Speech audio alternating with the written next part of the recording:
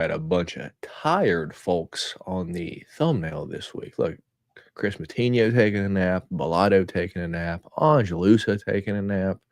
But who's not taking a nap is your boys Matt and D Rose.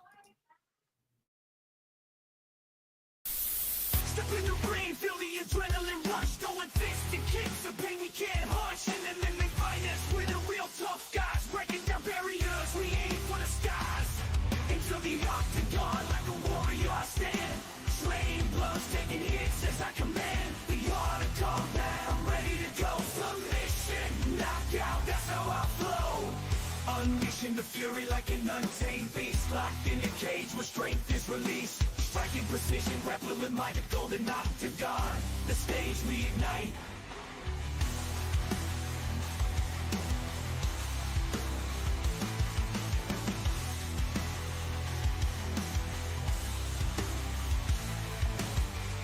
Unleashing the fury like an untamed beast, locked in a cage where strength is released. Striking precision, grappling with my golden octagon. The stage we ignite.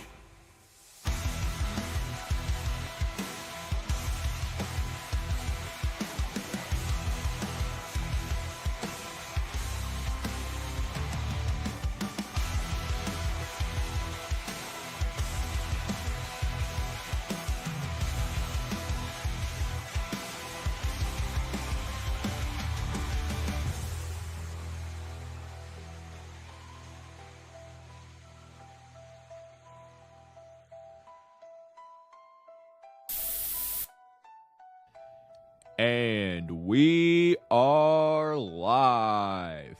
Welcome to the Golden Octagon MMA Podcast with your hosts, Matt and D Rose.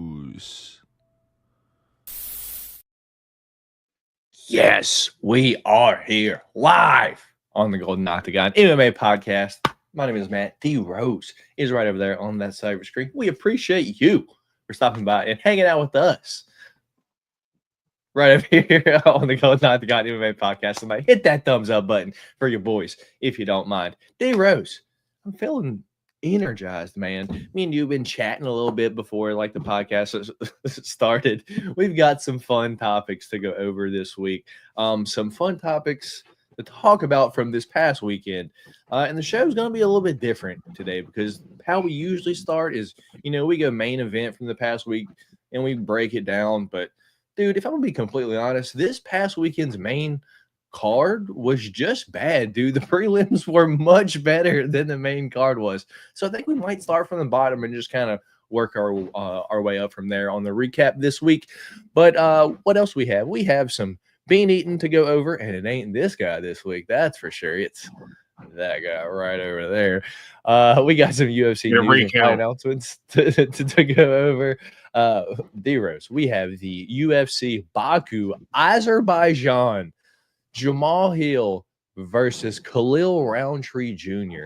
Our prediction, our preview, and our picks. And, dude, is there a better main event to have in Baku, Azerbaijan than these two fine American gentlemen?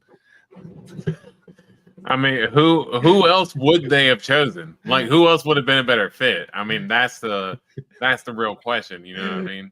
Yeah, I mean, forget Fazeev that's on the card. Shavkat that hasn't had a fight in forever now. Yeah, let's just use Jamal Hill and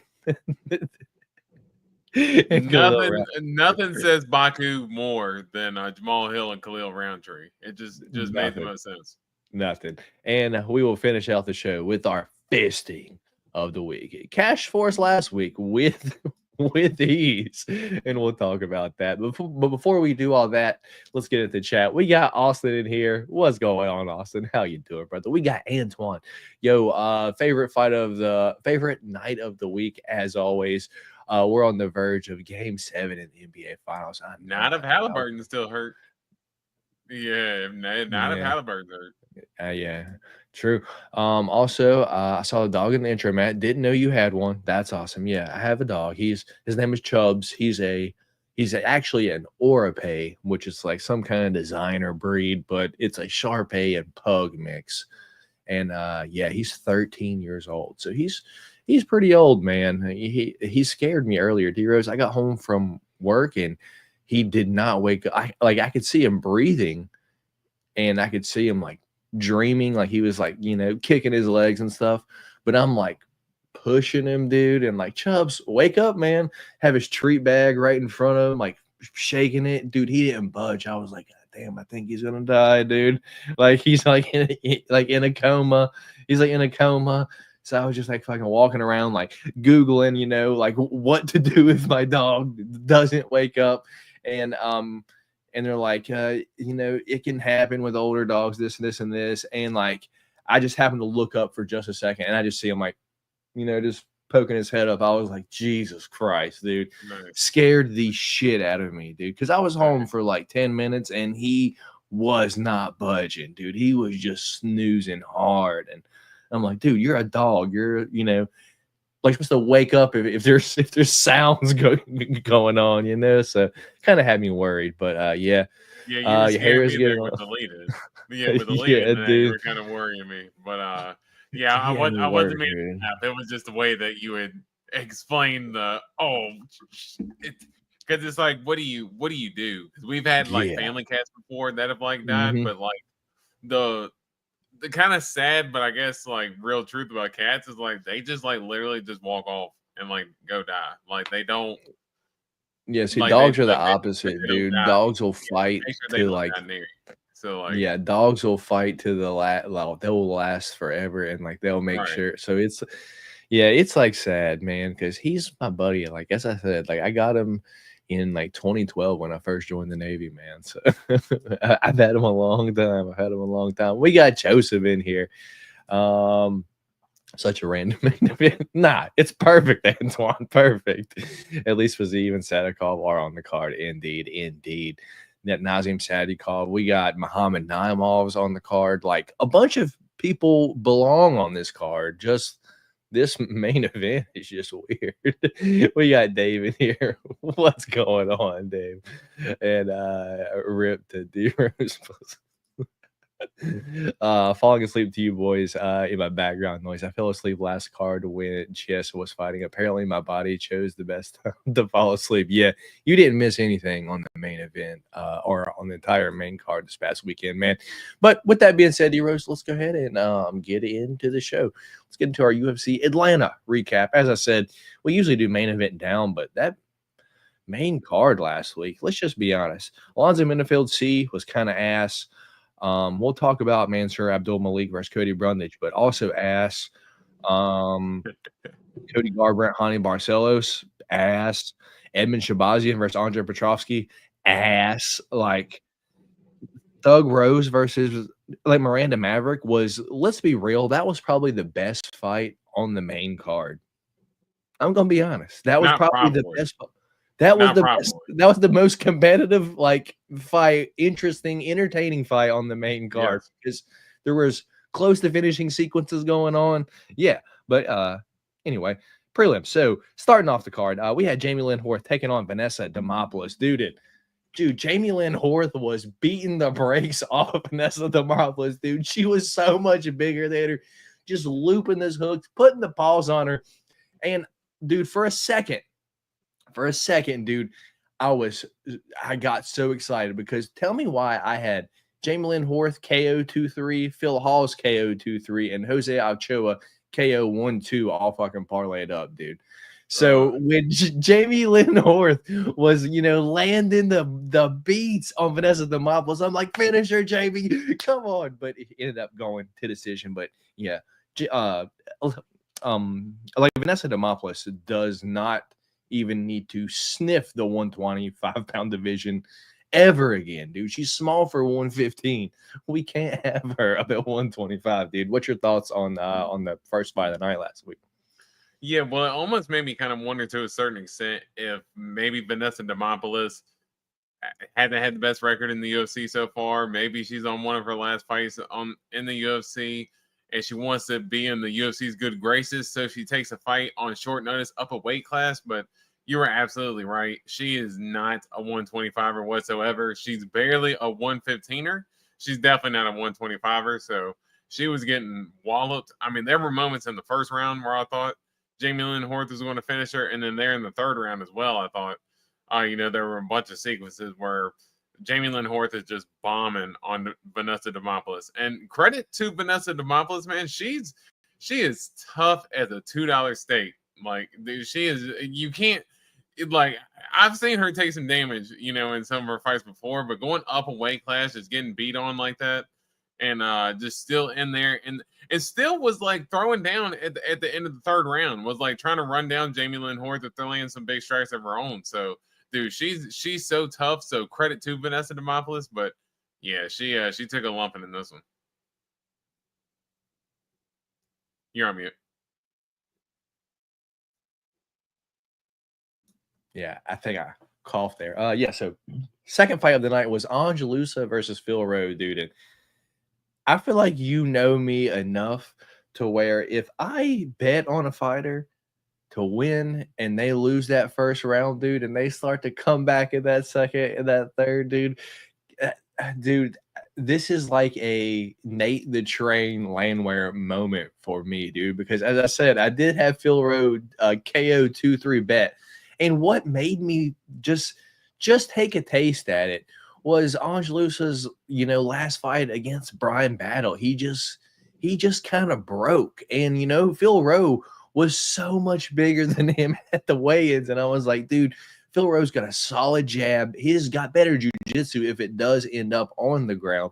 But I think Phil Rowe is just going to be a distance and jab him up, maybe get the third round finish. And, dude, when the second round passes and, like, you could see Angelusa didn't have shit left, that third round starts, Phil Rowe, like, walks forward like a big brother against his, like, little brother that's, like, has no shot at hurting him. He's, like, 5 years younger than him. Like, you're just kind of, like, messing with your younger brother. Dude, just walking forward, just jabbing him, loop and hook, dude. And the finishing sequence has him pinned up against the fence, just making him pay, dude.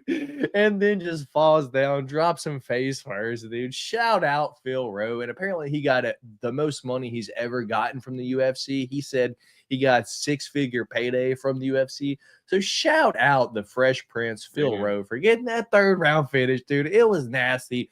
If I bet it straight, I would have made some money on it too, but I'm an idiot. Like every week, and I parlay it with other shit that don't end up hitting.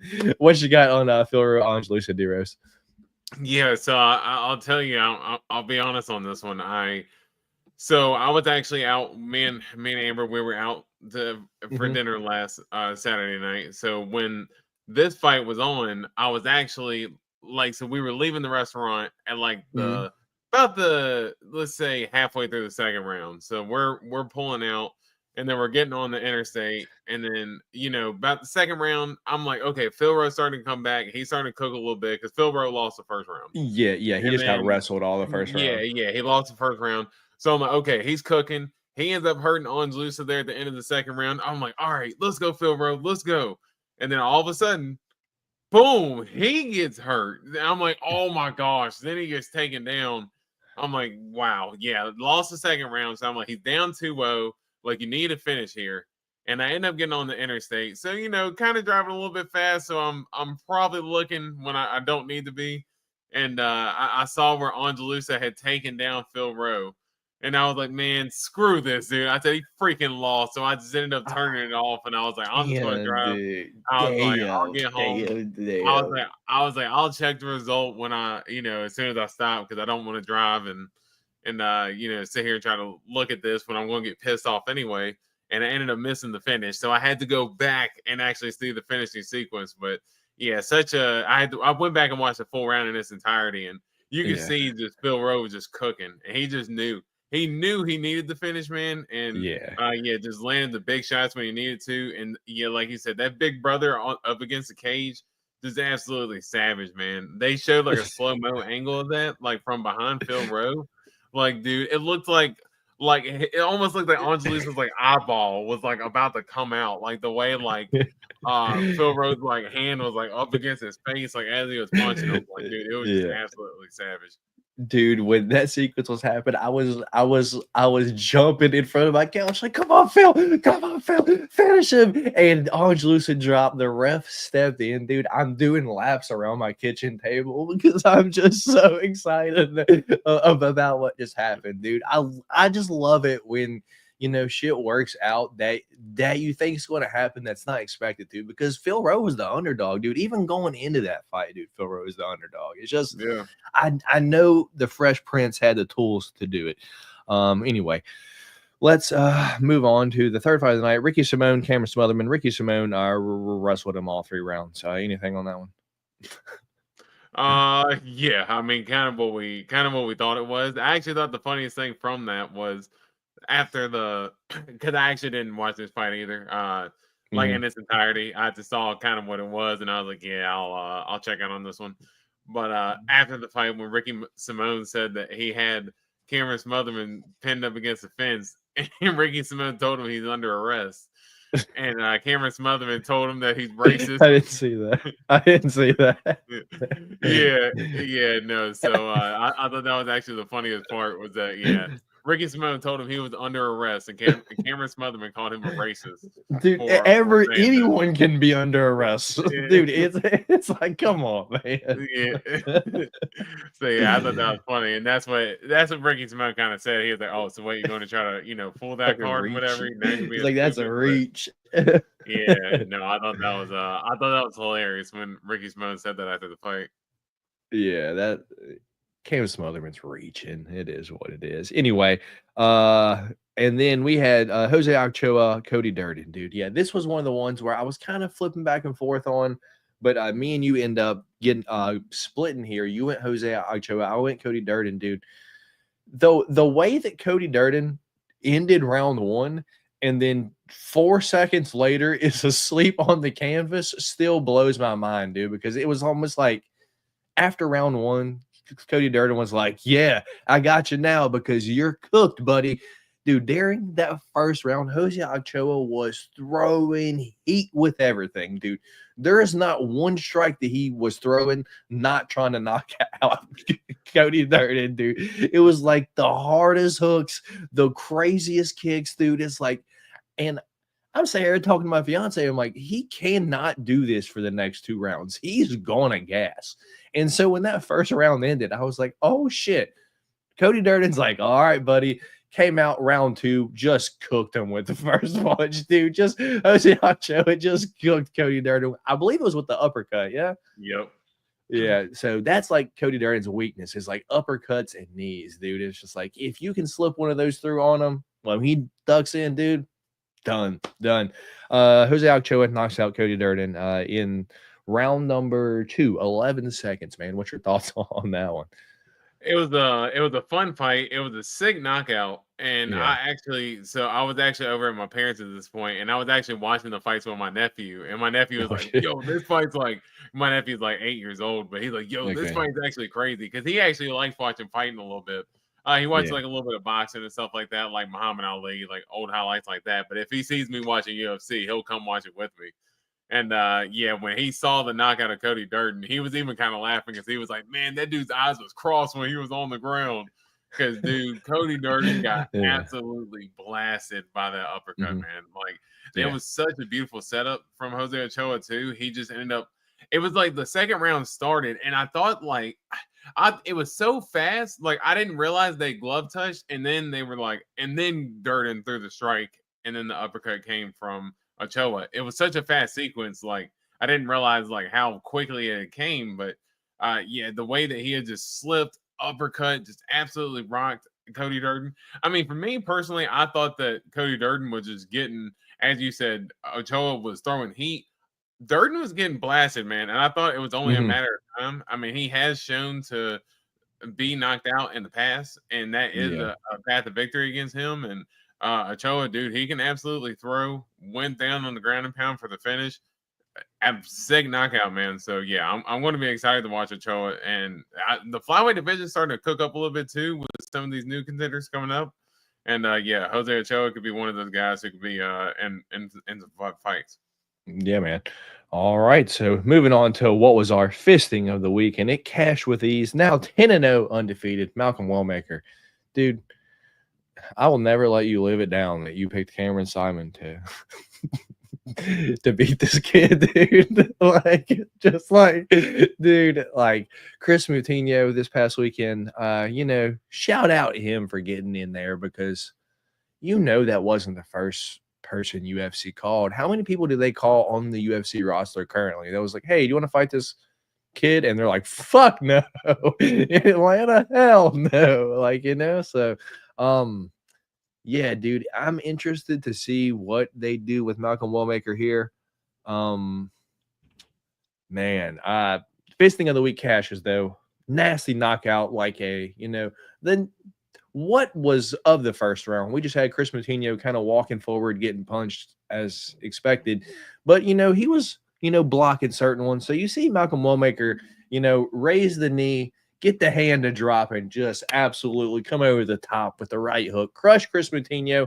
And, dude, out cold. Malcolm Wellmaker is definitely a star in the making, man. We have to acknowledge that.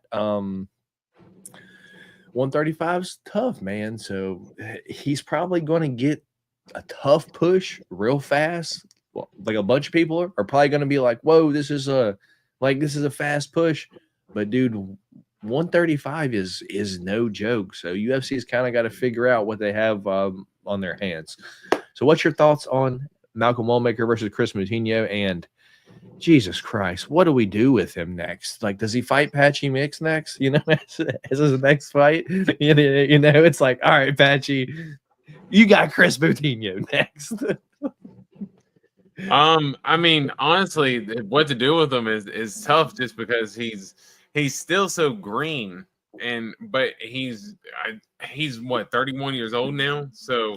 I mean, he's even admitted himself that he doesn't have a lot of time to work with in terms of trying to come in and try to, build himself up to the top. But man, to be fair, you said I picked Cameron Simon, and I did, but he wasn't that big. Cameron Simon was not that big of an underdog. No, it was minus 125, minus plus 150 or something like that. It was a pretty close line. It's not like I picked Chris Moutinho. I mean, we both said exactly what happened, and it was going to be a first round knockout. And Chris Moutinho, credit to him. He goes in there. He's there to fight, but he just gets hit way too much, man. And you go back on his regional record to where he ripped off 5 straight wins. Apparently, it was against a bunch of guys who weren't even really that good to begin with. Some of them have losing records. And Chris Moutinho isn't a UFC guy. It was a perfect setup for Malcolm Wellmaker, and that's really what it needed to be because, like you said, he's kind of going to be a star in the making. He has this infectious energy about him. I love his interviews. I've listened to probably 3 or 4 of his interviews already. And he just got this infectious energy about him, this real authentic personality of his. He's a really good guy, really genuine guy. I think he's got a good story. As he said, he came from the construction background, ended up quitting his job after he got the bonus from the Cameron Simon knockout, and just developing into what could be a star in the making, man. So especially with the highlights that he could put up like that, dude. I mean, that's going to be up there at the end of the year with Mauricio Hoofy and guys like that for knockout of the year. That's going to be on the short list. Yeah, man. And you're going to have the whole crowd with you when you come out to Waka Flocka in Atlanta, yeah? Yeah, like I've literally had that song, like the beat, like especially like the intro and stuff like that, stuck in my head since he came out the other day, so. Yeah, man. So moving on, we got Michael Chiesa versus Court McGee. If I'm gonna be honest, past this fight, dude, Malcolm Wellmaker versus Chris Moutinho sucked the energy out of the rest of the fights. there was nothing that happened the rest of it, just bullshit that happened the rest of the night. Michael Chiesa wins via decision, as I think me and you did expect. Paul Craig versus Adolfo Bellato, dude. I'm sure everyone's seen it by now, but I have to this picture, dude. I saw this live when the fight was happening. That's why I was confused as to why no one was pointing it out, and they went back and like replayed it live. But anyway, let's see. So Rodolfo Bellato versus Paul Craig. At some point in the fight, Rodolfo Bellato is on the ground, on top of Paul Craig, and I guess Paul Craig goes to push Rodolfo Bellato off, and also up kicks him in the face as he's standing up. Rodolfo Bellato looks at the ref, throws his hands up like this, as you see in the photo, and then falls backwards, man. It's like, okay, so you're acknowledging what he did to you. You got kicked. All right. So you're conscious. You're aware. D. Rose, what could have happened from this moment, from when he is trying to now fight the referee? Like, what? Did a ghost come in there and fucking beat the shit out of him? Like, did he hit his head on the octagon canvas too hard? What happened? Or is this complete, utter bullshit? A lot of people that I have heard defending him are saying that when he fell back, his head did hit the octagon when he fell backwards. To me, when I watched it, I'm not going to say that he didn't hit his head. Did it look like it was anything of like big significance? No, but the back of the head is a soft spot, so you don't know if. Well, why did you fall back like that? Yeah, That was your fault. You fucking idiot. yeah. I don't know. For me, I'm not gonna lie. It's a hard call because I mean, even when you go back to like some of his fights, like even like the Igor Pateria fight, as I told you, he got let up in that fight a little bit too. He's shown to be able to kind of come back in some of his fights. So I don't want to say he quit, but I know Anthony Smith grilled him pretty good for it, saying that he's seen it, he's seen what it looks like when guys quit, and he thinks that Bellato did the same thing. I don't know, man. For me, it's just so hard to tell because it does look like he hit the back of his head when he landed, and we've seen guys fight the ref before, so it's just I don't know. It's such a hard call for me. I'm not gonna lie. I know you were very fired up about it. When it happened, I was like, "Are you fucking kidding me, dude?" I told her immediately. I was like, "Dude," I was like, "Babe, he is bullshit." Like, he gets like not even a clean up kick. Like it grazes off of his face, dude. He looks at the ref like, "Hey, that was an illegal shot." I guess notices that the ref's not paying attention, falls back, has a seizure on the ground, then backs up against the fence and acts like he don't know what's going on, dude. Like, come on, Bellato. You're on TV, dude. You're being recorded, man. Like, how many people are watching this right now, dude? Like, I know what you said didn't happen. Well, I know that you said you didn't fake it and it didn't happen, but there's a lot of cameras and a lot of people watching you at that exact moment. And dude, it looks, if it looks like shit and it smells like shit, I'm not going to eat it to see if it tastes like shit. That's shit. Like, dude, you're bullshitting. Yeah, it just is what it is. Like he faked it. It is what it is, dude. Antoine wants to know what we think about Sugar versus Malcolm versus Cody. I don't think Cody would take that fight. If you want Cody Garbrandt to die, yeah, that's the matchup you make. I don't think Cody would take that fight, if I'm gonna be honest.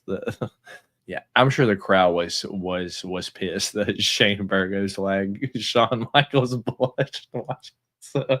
Right, dude. All right, dude. Main card: Alonzo Menifield, Umar C. Alonzo Menifield wins via decision. I'll let you talk about this for a second because you did pick Alonzo Menifield to win that fight, but I did expect Umar C to wrestle, which he didn't at all, dude. He just wanted to go in there and test out his striking for 3 rounds, apparently. What's your thoughts on this one, man? Yeah, I mean, for me, and I told you, I know you said after the Mike McKesson and Court McGee fight, but I said, I swear. What's up, Matty Matt? That up kick that up kick from Paul Craig and Bellato in that fight, from that point forward, that the whole card just got weird because this fight was absolutely terrible. And for me, honestly, I just thought that Umar Sy just hadn't really proven enough yet. And I just saw it there in the third round. You know, I thought it was up for anybody's fight, and I thought Umar Sy just kind of almost just let off the gas, almost as if he thought he won the third round. And I thought Menifield did a little bit more, but I'm not gonna lie, this fight was absolutely terrible, and I don't want to spend too much time on it. But I mean, I bet $5 on Menifield. He was plus 440. I was like, hey, cool, whatever.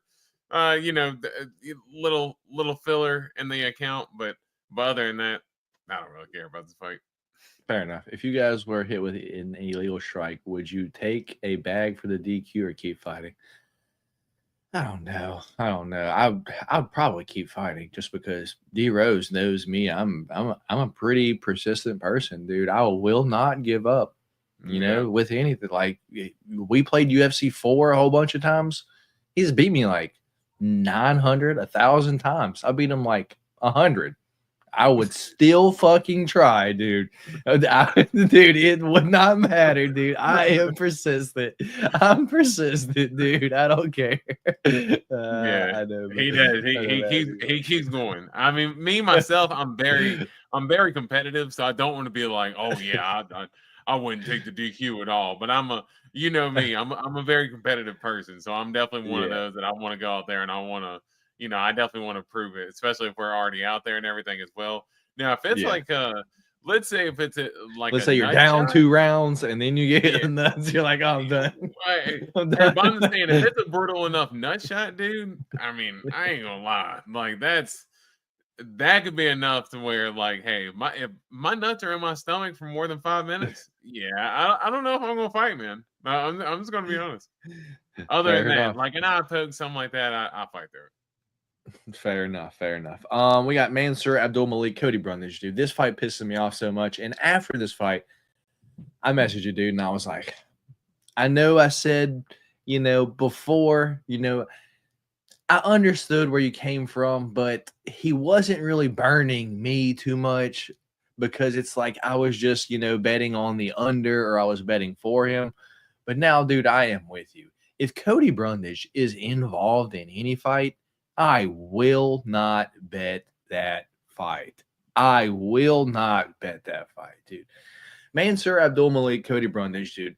Round 1 and 2, dude, I want to know who fucking paid them to be like, hey, if you guys just don't really do anything in the first 2 rounds, we'll give you guys both $100,000. Like, I want to know who fucking paid them. Because what reason in the world are they not fighting in the first 2 rounds, dude? And then round 3 starts, they come out fighting like they would have in any first round ever, man. Like, who paid them, dude? Because that made no fucking sense, dude. The fix has to be in, no? Like, I was literally pissed, dude. I was like, what the fuck is happening? Like, I was so confused, dude. I did have Malcolm Wallmaker round 1 knockout parlayed up with Mansour Abdulmalik round 1 knockout, and it's just those 2 legs, dude. So it's like I felt good about it. I expected Cody Brundage to go out there and get knocked out, which he fucking did later on in the 3rd round after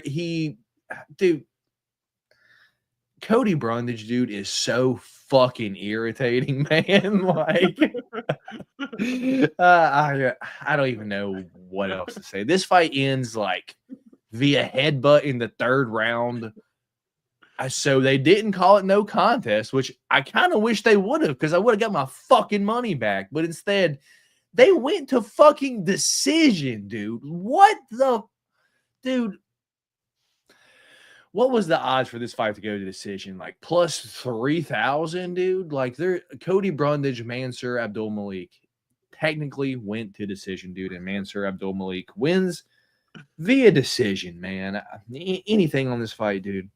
That is hilarious. Yeah, man. I honestly just point proven, just in terms of Cody Brundage, man. I've went on. If you're a longtime Golden Octagon listener, you're going to know how I feel about Cody Brundage and betting anything in terms of just don't get near it, please. For your own sanity, do not get near Cody Brundage fight, because I actually saw a Derek Brunson tweet at the end of the fight, and he actually was like similar to what I've always said about him. He was like, man, a Cody Brundage fight always has the wackiest ending. And he said, man, I should have bet, DQ no contest. Basically, something along those lines. But the thing is, if you had to bet DQ no contest, it wouldn't have You happened. still would have lost. Exactly. I would have screwed you. Like, dude, that's how good Cody Brundage is at busting anything that you were thinking about betting with him, man. I mean, it's just absolutely crazy. I hopped off the train a while ago. And Bill Malik, he should kind of be ashamed of himself as well. As far as that was not a great performance. As you said, the first two rounds were. Somebody had to pay them not to fight in the first 2 rounds. That's the only thing I can think of, dude. Yeah, there were a bunch of people who had the over. Like, that's the only thing that I could think. You mean the under? A whole bunch of people had the under, and they're like, we can't pay. Like, a bunch of people had to start the third round or something like that. I figured the over would be 1.5. So I figured. So everyone probably had the under, which means the Vegas sports books needed the over to happen, which is why that bitch went over. Yeah, exactly. That's what I'm saying. Like, they definitely needed that over to happen, because that was such a weird performance from both. But just the way the third started, it's just like, where was this first 2 rounds? Cody Brundage, man, out there proving my point to everybody, man. Stay away from that dude's fights in terms of betting. No, the UFC is going to keep him in there to ruin people's bets, Antoine. Keep Cody Brundage in the UFC to ruin everyone's bets. Yeah. Oh no, we'll see the Red X and Cody Brundage here real soon. You think so? Yeah, I definitely do. All right.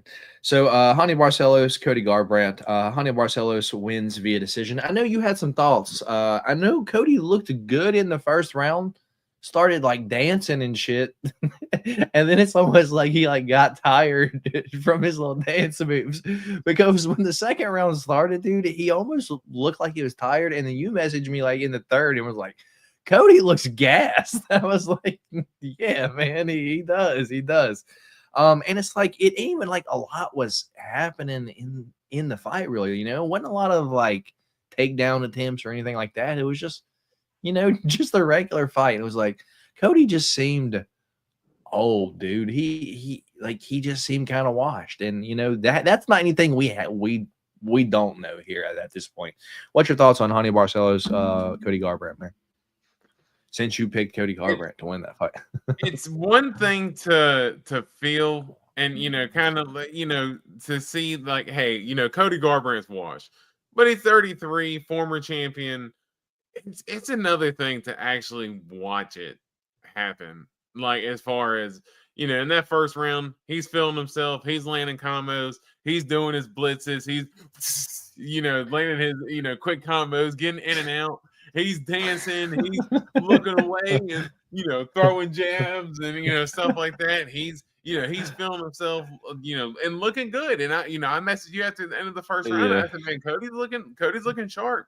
And then as you said, I think it was right at the end of the second round, start of the third. I was like, dude, he's gassed already. He's already gassed from what?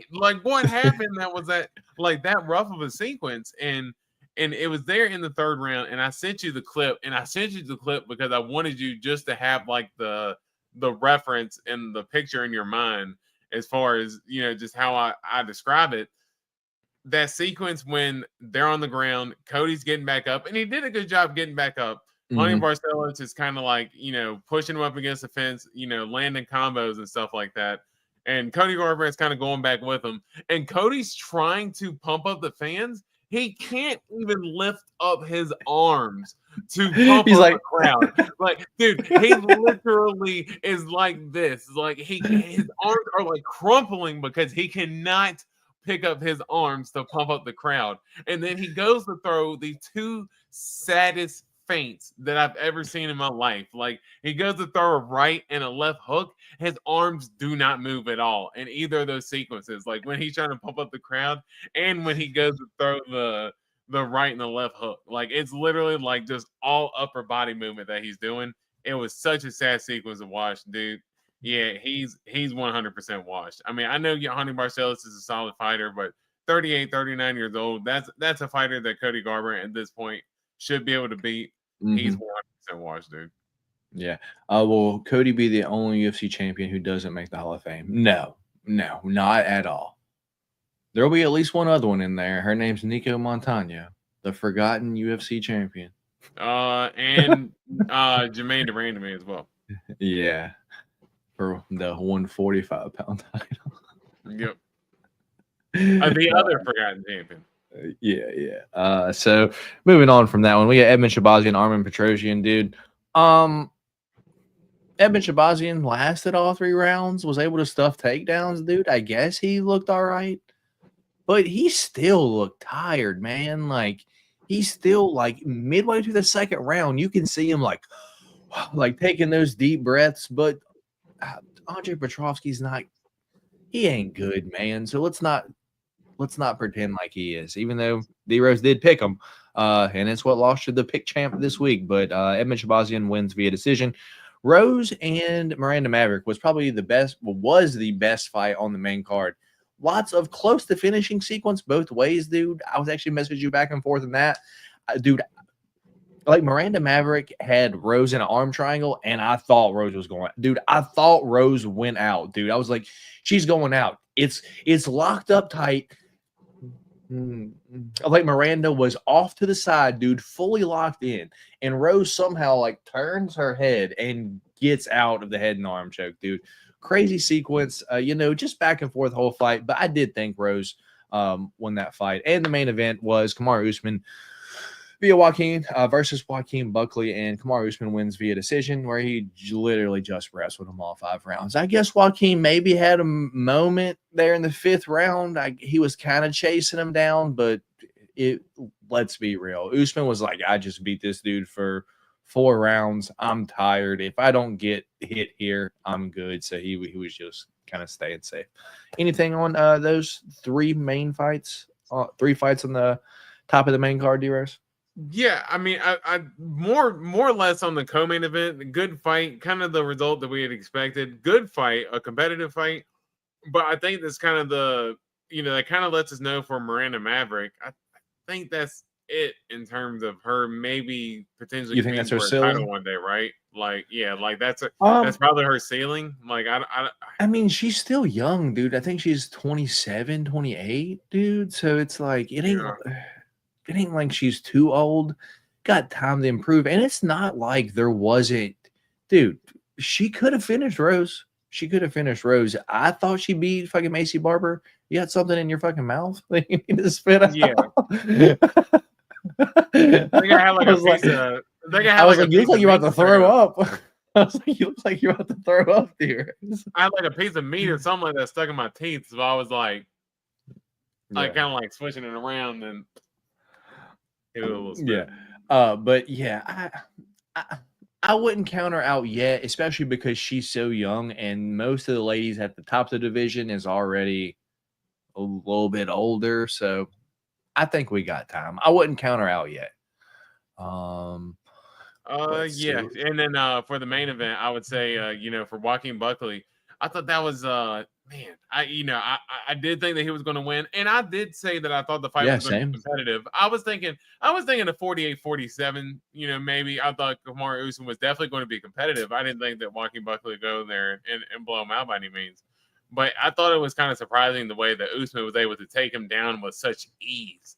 That was what was pretty surprising to me. That it's pretty much his first attempt in each round of the first 4 rounds. He pretty much got it, had the control. Usman looked great with the ground and pound. I will say that, that he implemented a lot more ground and pound in this fight than what he normally does.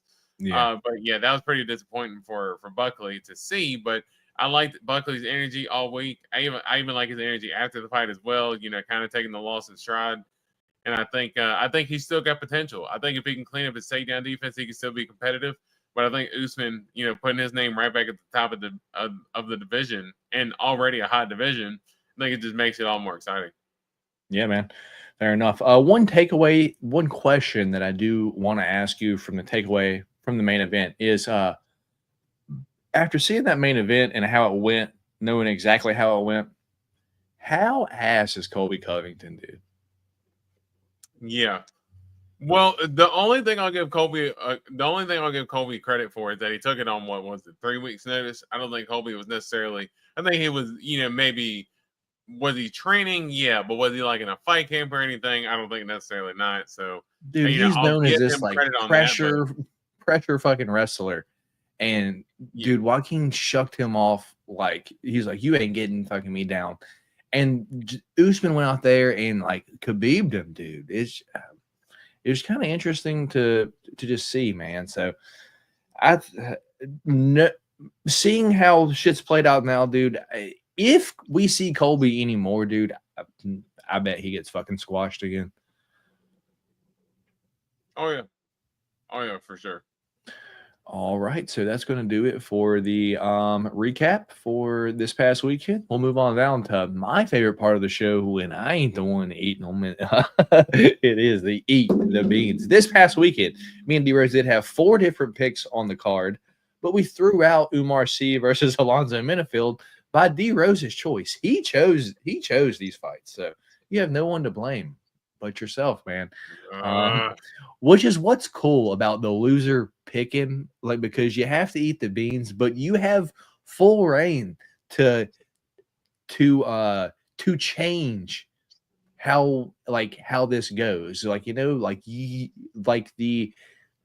cards are in your hand for what fights you want to pick, dude, because this past weekend you could have won, but you just picked the wrong fights. And it just happens. It just happens. So 4 different fights this past weekend were Cody Durden, Jose Ochoa, where I went Cody Durden, D Rose went Jose Ochoa. We threw Sy versus Minifield out where you would have got that one right. But Hani Barcelos versus Cody Garbrandt, where I went Hani Barcelos, you went Cody Garbrandt, and Edmund Shabazian versus Andre Petrovsky, where I went Edmund Shabazian, you went Andre Petrovsky. So you get the Jose Ochoa fight, but I get Hani Barcelos and Edmund Shabazian. So I'm 2 of 3, which means you are eating beans this week. So let me get the bean bop queued up. Get this bean bop queued up. You excited, man? You picked the fights. You picked them. Can't be mad at nobody but yourself, brother. That's what was so sad about watching Cody Garbrandt just be watched. It's the bean bop. And it don't stop. I don't want to do it. Many beans taste like shit. I think Dana put him in there just because he loves Colby. Dude, you get that one every week. No, this one is Antoine goes to bed thinking about the bean pop on Tuesday nights. I think this is Tutti Frutti or Stinky Socks.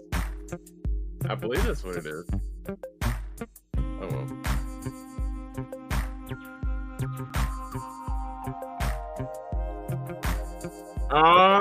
Yeah, Tutti Frutti. We'll take it. Oh, dude, that one's actually good. That's actually one of the fucking jelly beans. I'm like, oh, that actually tastes good.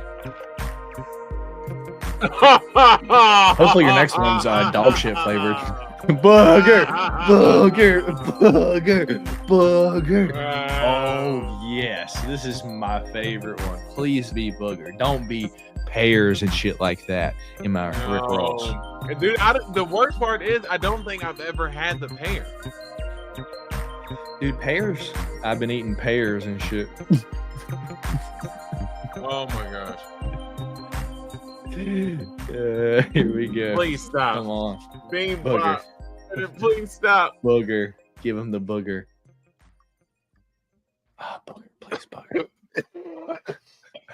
Oh, look at the veins in his neck coming out. Neck veins popping.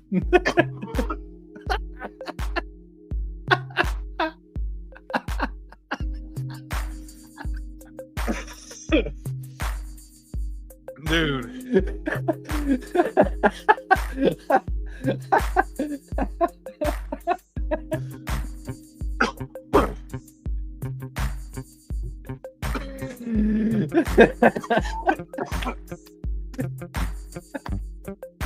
Yes. I love it. All right. Dude. Do you want to critique the beans this week? What did they taste like? Ass. I mean, I got the Tutti Frutti, so I was like, you know what? I was kind of feeling myself a little bit. But damn, as soon as I saw that green. Damn, bro. Yo, I got a headache from doing that, bro. Like, oh my gosh. Like, I like, there's nothing. That was the worst one. Like, there's no doubt. Nah, dude. That dirty dishwater is probably the worst thing, dude. The Band-Aid and stinky socks, but dude, they're all fucking pretty bad, dude. Let's be real. They're not delicious. All right. Booger and Wet Dog. I think that's got to be I think those are the top two dogs for me, man. That's and the worst part with Booger is like when you eat it and you know it's the bad flavor, you then get the image in your head that it's like, because you know that it's booger flavor, you make yourself think that you're like eating boogers. It plays mind tricks with you. That one does. And I don't like it. Yeah. All right. Oh, I did not see this at all. This came out 6 days ago, D Rose. I would have sent this to you if I would have seen it, or you would have sent it to me, because this is my guy. I was just now talking about him a few minutes ago when we were talking about a Phil Rowe fight, about someone else that I get excited about. Look at this. We have fight news for our guy, Nate the Train Landwehr. Nate the Train in the UFC, baby. Yeah, he's gonna be taking on Morgan, the Last Pirate Charrier, dude. I'm pretty sure, didn't they cut Morgan Charrier after his last fight, dude? No, I didn't think so. I thought they did, dude. And so it was like weird. And then we talked about it, and they're like, yeah, like when they go back to France, they'll probably like re-sign them. But if they did, Lapalus, wasn't it? Maybe, dude, possibly. Yeah, I'm pretty sure it's Lapalus. Yeah, I mean, Morgan Charrier. I mean, he had a pretty competitive fight against was it Nathaniel Wood? I think it was Nathaniel Wood in his last fight. He lost. I think so. Yeah, because remember I was pretty big on Morgan Charrier going into that week, and we both were. But yeah, no, he's normally in a pretty fun fight, and Nate Landwehr, we know how he comes to get down. He comes there, he takes damage, but he fights through it, and here lately, even against like Jamal Emmers and guys like that, he's been the one just doling out the damage, not even taking any. So. If you don't beat him, he's probably gonna win. Exactly. Now, Duho Choi did put the lumps on him, but I think Charrier and Landwehr, that could be a fun fight. Could someone pay you $1,000 to eat a bag full of booger beans? $1,000, D Rose, booger beans. No, he's thinking. He's like, we can negotiate. We can negotiate. I mean, like, how big's this bag? Yeah, I mean, honestly, I'd consider like 40 in the bag, 40 booger beans for $1,000, D Rose. 40. What is that? Let's see. Give me 5,000. Give me 5,000. Here we go. 1,000 divided by 40 that's $25 per booger bean, D Rose. Yeah, I don't know. I'd really have to think about that. I would have to consult my family before I would make that decision. And D Rose out here to start owing himself out. Dude, I might have to write in my will if I do something like that. Like I might have to have all of these types of arrangements and everything set out. Like let's not think about anything like that. Yeah. Hey, but we got Nate to train back in the UFC on UFC Nashville, baby, July 12th. I'm excited for that Hey, one, D Rose. that's Guess in the what? week You'll that I'll be be here in. for that one, baby. Let's Yes, go. sir. Yes, sir. Well, you will get a live reaction to Nate the Train when he has a chance to win. Because I think the only other time we watched him fight together was on the Canada card when he fought Danny Ige, and we're like, he really don't have a chance to defeat Danny Ige. I still picked him. But hey, he fucking lasted all three. You know, He did. he may have gotten He was dropped getting lumped quite a all few 3 times, rounds. but he might have gotten lumped up a lot. But he lasted. He He lasted. never quit. Dan Ige beat Nate Landwehr. That's why he didn't win. Anyway, we have this one, dude. Big fight news, right? June 28th, UFC 317. So this is International Fight Week. We have Peyton Talbot taking on. What's Lima's first name? Felipe. You always know it. Felipe Lima. I believe that's what it is. Yeah. What's your thoughts on this one? Because I know you picked him when he came into the UFC, got the finish against Muhammad Naimov, right? Up a weight class. Yeah. So this is an interesting fight because this is Peyton Talbot coming back after losing to Hani Barcelos in his last fight. So interesting to see them matching up two prospects, I guess. But it wouldn't be the first time Peyton Talbot's fought a prospect. So this kind of makes me think that UFC is maybe trying to get Peyton Talbot back on track. Maybe there's a lot of vet tricks that he just doesn't know yet that they don't want to be testing them with these older guys. Well, I guess, what's your thoughts on this matchmaking altogether? Yeah, I'm gonna run and grab something to drink real quick.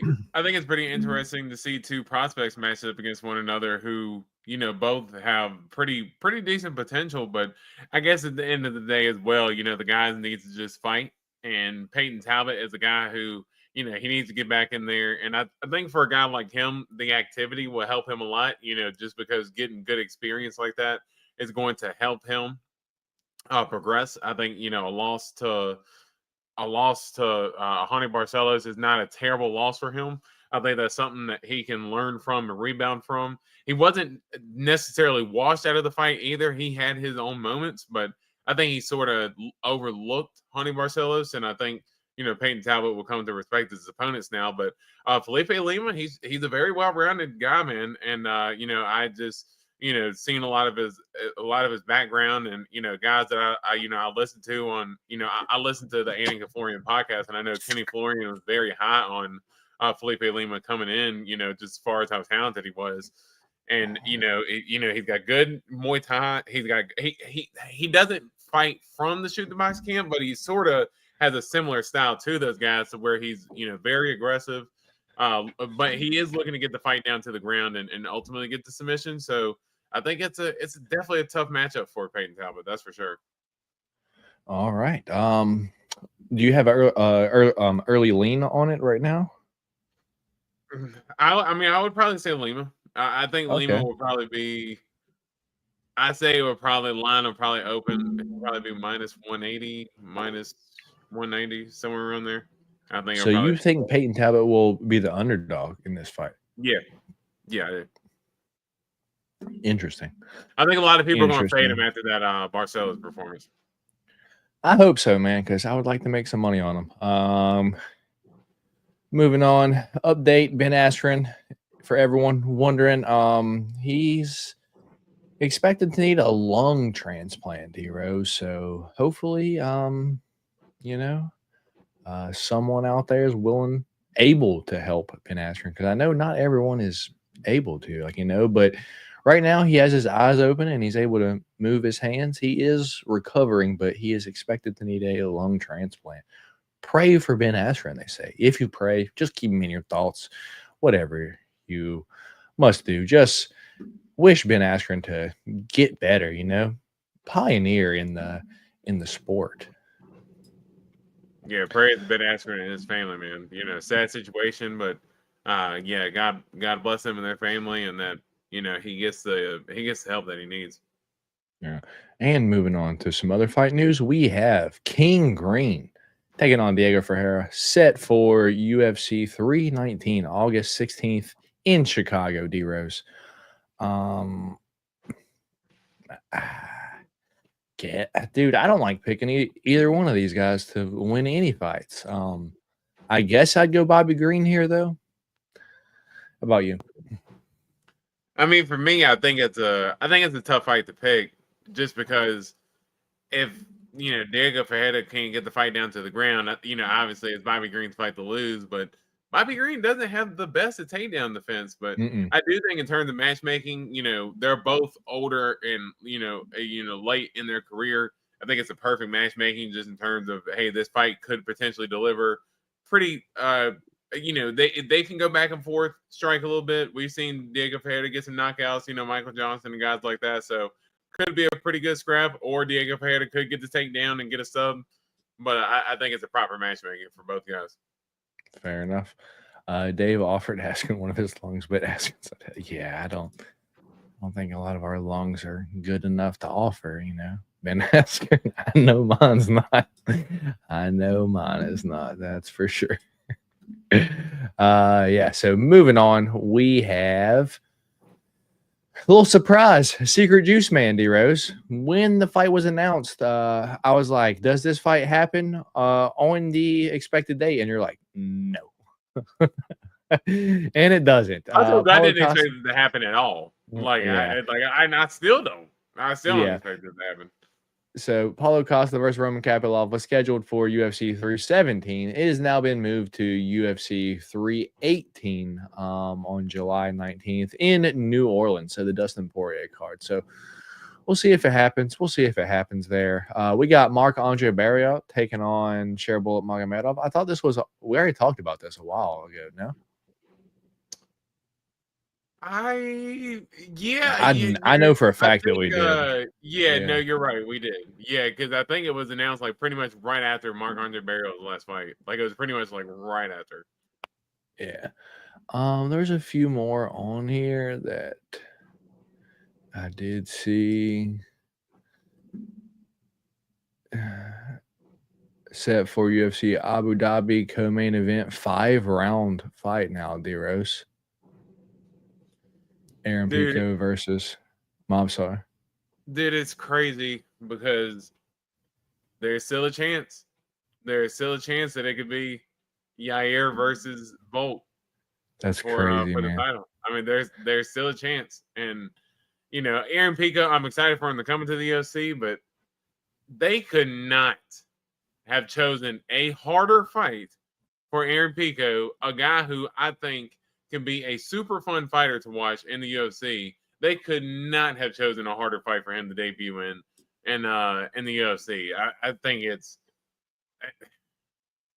I don't want to say like, a bad promotional matchmaking, but yeah, it kind of is. Like Aaron Pico is a guy who can deliver, man. I think you match him up against like a Brian Ortega maybe or something like that. But to match him up against Movsar Evloev, a guy who fans are already not excited for.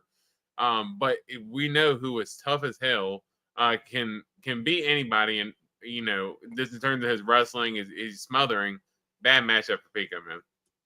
Yeah, dude, I agree, but at some point we got to give Mobsar a shot, right? Like, I know no one wants to see him as the champ, but I mean, if he's beaten everyone, man. Yeah. And that's what D-Rose say. So we have I guess a fun one here, D-Rose. We got Drakkar Klose taking on Edson Barboza, UFC 319. What's your thoughts on this weird matchup that I guess Edson Barboza moving back up to lightweight? Yeah, that's what I was going to say. I noticed that there. Because I believe we talked about this fight, but man, I could not remember. I thought we talked about this fight, and I thought that it said Drakkar Klose is moving down to featherweight, but I guess he's on lightweight on there now. I guess it makes more sense because I was like, I didn't take Drakkar Klose to be a small 155er, by any means, but makes more sense now. Edson's probably a little later in his career, not wanting to cut the weight, but that should still be a pretty good fight. And I believe I'm sure I saw some other shit too, but who knows? Who knows? That's all for the news that I got. You got anything for me here this week, dearest? Man, did you see the highlights from Conor McGregor's fight this past weekend? Yeah, in the bar where he just fucking hit the dude twice. Yeah, Conor McGregor punching random people in nightclubs. Nothing new, still undefeated in the past 2 years. undefeated in these streets, man. Yeah, undefeated in the streets. Hey, but that old man still took his best punch and was waiting for more. He like hate it and then just looked at him like, what was that? Who threw a paper at me? That old man was like Nate Diaz, dude. Like he was like, this shit don't phase me. Like, hey, we could throw down for more. Old boy this past weekend or whatever, wherever they were at. Yeah, that he fell over. They said his friends had to carry him out and stuff like that. I was like, yeah, he's gonna get him a nice little payout for this. Yeah. How do you feel about Cop pulling out and talking shit to Rob? I don't think anything about Manel Cop, to be honest. That dude's a dork. Yeah, Manel Cop is a big dork, but yeah, you can't pull out of the fight and then talk smack about it. But hey, we got Josh Mann filling in, and honestly, that's probably a more fun fight anyway. And speaking of Manel Cop, I feel about him about what I feel about both the fighters in the main event this weekend. I'm just like, what are these two fucking dorks doing? Like, well, I'm glad I get to watch at least one of them lose. Hopefully it's a double knockout, and they both just get knocked out, dude. Jamal Hill is so unlikable as a person, dude. I don't know what it is. It's just like, dude, it's like he tries to make you not like him, and it's like, all right, dude, like as you wish. And then Khalil Roundtree just to me seems like a fake person. Like he's like faking crying on the fucking TV. Every time you put a mic in front of his face, tears come out of his eyes. I'm like, dude, fucking stop, dude.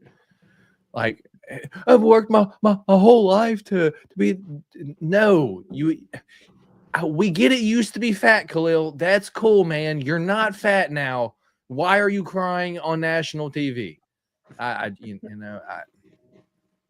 Just fucking dorks, man. Expect Star to pull out every fight. Yeah. Watch the UFC journey. You'll like Hill after. I don't think I will, Antoine. I don't think I will. He just the way he acts. Just, dude, you don't help your case. It was after the Alex fight for me personally. That was like, dude, you're a dork.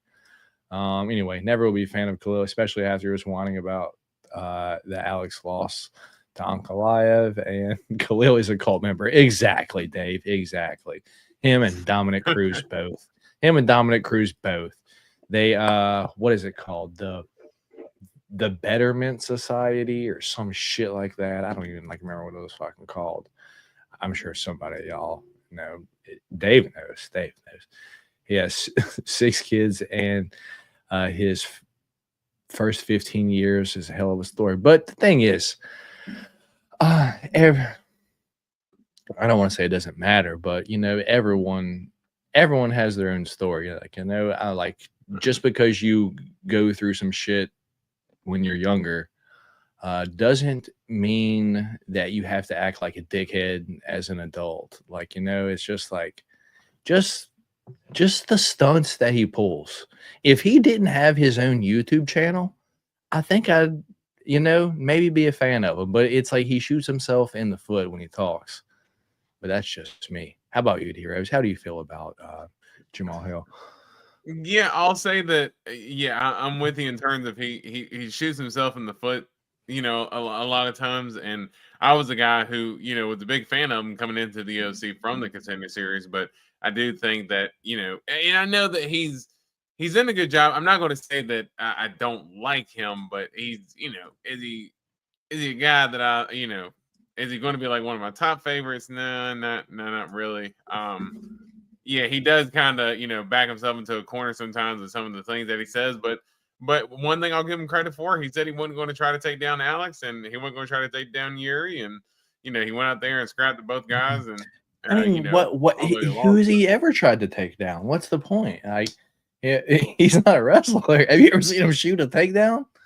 Yeah, no, I don't even know if I've ever actually seen him shoot a takedown. So I'll give him credit. He goes up there and most of his fights can be pretty entertaining.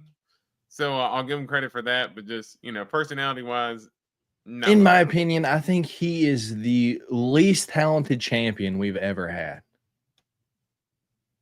At light heavyweight, or in maybe any weight class, man. Think about it. Light heavyweight, I would say for sure, just because there's a bunch of great light heavyweight champions. I mean, some of the heavyweight champions. I mean, Tim Sylvia was a heavyweight champion at one point in time. Tim Sylvia was a big dork too. Yeah, I mean, there's some guys.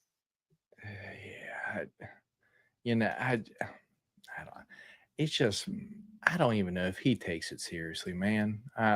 Like, does Jamal Hill train? I don't know if Jamal Hill trains or if he just rolls off the couch and is like, I'm gonna go whoop some ass today. Because that's what it seems like, man. It doesn't seem like he's ever had a fucking boxing class. Just leans back, dude. Just fucking leans back. He has that Fat Joe. No, lean back. Exactly. Lean back. You just pull up your pants and do the rock away. All right, man. Let's get into the card for this weekend. We're just over here bullshitting now. All right. Heroes, if these people in this chat right now saw what we just 5 minutes after the live ends, dude, they would probably have more fun in 5 minutes than they did the whole entire podcast. Because as soon as we end this, dude, it just kind of goes off the rails. Well, that and a lot of times too, we'll sometimes end up having like sob stories about like bets and stuff like that too. So stuff like that as well. Yeah. If you put Khalil versus Jerry, who wins? I gotta go Jerry just because. But I'm gonna be completely honest. It's 100% me, just not liking Khalil Roundtree. Understandably so on that one. But I would probably still have to pick Yuri for now. I think Yuri would be the favorite, but yeah, that would definitely be a fun fight for sure. Dave says I think either Bumlaw or not the worst champs, just the least talented, least skilled. It just doesn't make a whole lot of sense. Yeah, I love you guys. You are great. Truly do love this show. That's what's up, Antoine. We appreciate you for stopping by here and hanging out with us on Wednesday nights, man. All right, T-Rose. Am I sharing the screen? I am sharing the screen. Let's get into the picks, predictions, preview, all that good shit. This upcoming weekend. Huh? Let me make sure I save my picks this time as well. Yeah, right? Yeah, you actually didn't do too bad last week, D-Rose, but no one will ever know because you didn't save your Tapology picks. Off the rails is my specialty. Yeah, me and Dave chat sometimes in the Instagram DM. So this weekend we have UFC Fight Night, Khalil Roundtree versus Jamal Hill, or Jamal Hill versus Khalil Roundtree Jr. It's going to be prelims start at Saturday at noon, D-Rose. So you're going to be slanging Kias and watching some violence? Going to try. It's something that's hard to juggle the two, but man, so let's say this, because I see Antoine saying that I don't like late starts. Not that I don't like late starts. I hate late main card starts. Like when the main card on a TV, like for a regular TV card, starts at 9-10 o'clock, that's too late. Like for me, I think the perfect start time is like if you have the prelim start, 5:30, 6 o'clock, and you got the main card maybe starting around 8 o'clock or so. I think that's like perfect timing. But anything after 8 o'clock, it's always we're up till one or so in the morning watching the fights, and that's rough. So having them that early in the day, and I don't get off until 8 o'clock tonight or on Saturday night, it's going to be tough to watch the fights all the way through. But I'm going to watch them as best I can.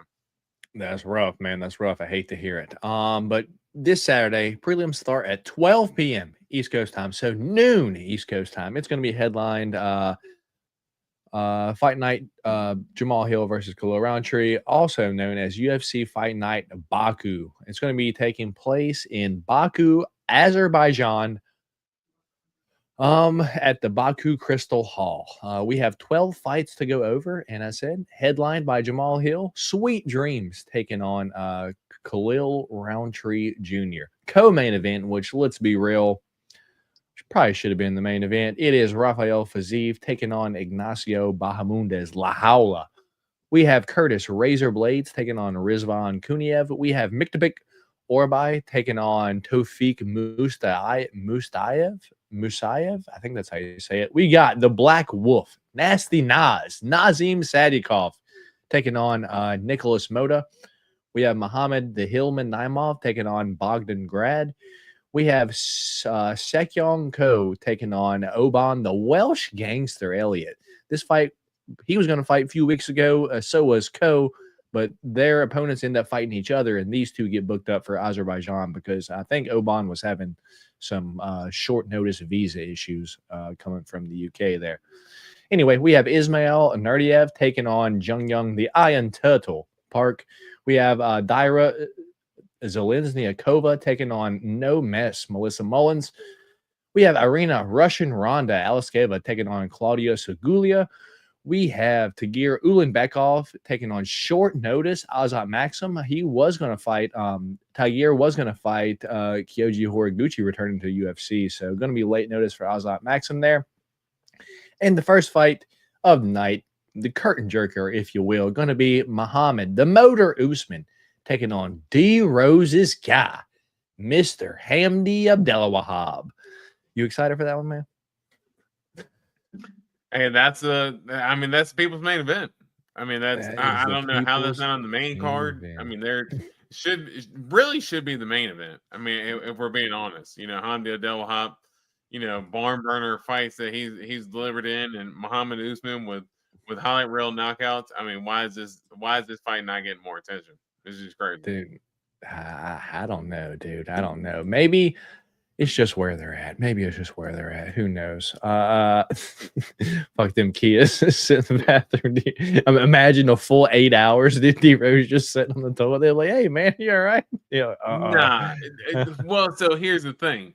Your boy is a commission worker, so I ain't getting paid if I ain't selling nothing. So your boy does have to make sure that I'm out there. I got to get at least something. But if I can sell at least one car, hey, I might. Can I dip off and try to do something? Sure, but D-Rose's stomach might hurt for the rest of the day if he sells a car. yeah, exactly. Especially if I can get one out early too. I can get an early customer. Knock one out real quick. I'm like, shit, boss, I ain't feeling too good. Might try to see if I can find out of there. You already falling asleep on us, D-Rose? That's what. No, we good. This is crazy. All right. Sugar Ray likes to call you out on your sleepiness. All right, let's get into it. I thought Dave said that too, but I'm like, I'm chilling. I thought we were, I thought I was good, but oh yeah, I see it now. I see it, dear. Be sleeping. Yeah, like what are we doing? All right, here we go. We good. First fight of the night, we got Muhammad the Motor Usman taking on Hamdi the Hammer Abdelwahab. Muhammad the Motor Usman is 10-4 overall out of his last 5 fights. He has 3 wins and 2 losses. Win over Zach Palgo, win over Junior Tafa, win over Jake Collier, lost to Mick Parkin, and lost to Thomas Peterson 10 months ago. So we haven't seen Muhammad Usman in a little bit. He is 36 years old, 6'2", and a 79-inch reach. While Hamdi the Hammer Abdelwahab 4-0 overall. He was 5-0 with the Dontel Mays win, but he was on every steroid known to mankind. Got popped, so that overturned to a no contest. And he came back 4 months ago where he beat Jamal Pogues via split decision. Hamdi is 32 years old, 6'2", and a 73-inch reach. Currently, odds for this fight, D-Rose, -162. The favorite, Hamdi Abdelwahab, and the motor, Muhammad Usman, is +136. The dog over-under is 2.5 here. The over 2.5 is -245. The under is +185. For me, give me Hamdi via decision, man. Dude, Usman's not a better wrestler than Hamdi, being an Olympian. And truly, if this is a striking fight on the feet, Usman's real fucking slow, man. I actually think Hamdi's going to be the quicker guy of the two here with the wrestling pedigree. I just expect him to take Usman down just over and over, dude. If Usman gets back up, I expect Hamdi to take him right back down, and at least Hamdi to win the first 2 rounds. Round 3 might get a little sketchy just because, gassing happens. But give me Hamdi via decision, D-Rose. Kind of going to be the fighter people are rooting for, I guess, in Azerbaijan. I believe he's probably Muslim, so they're probably going to be going for those Muslim fighters. But I'm sure Usman probably is as well. His name is Muhammad, so.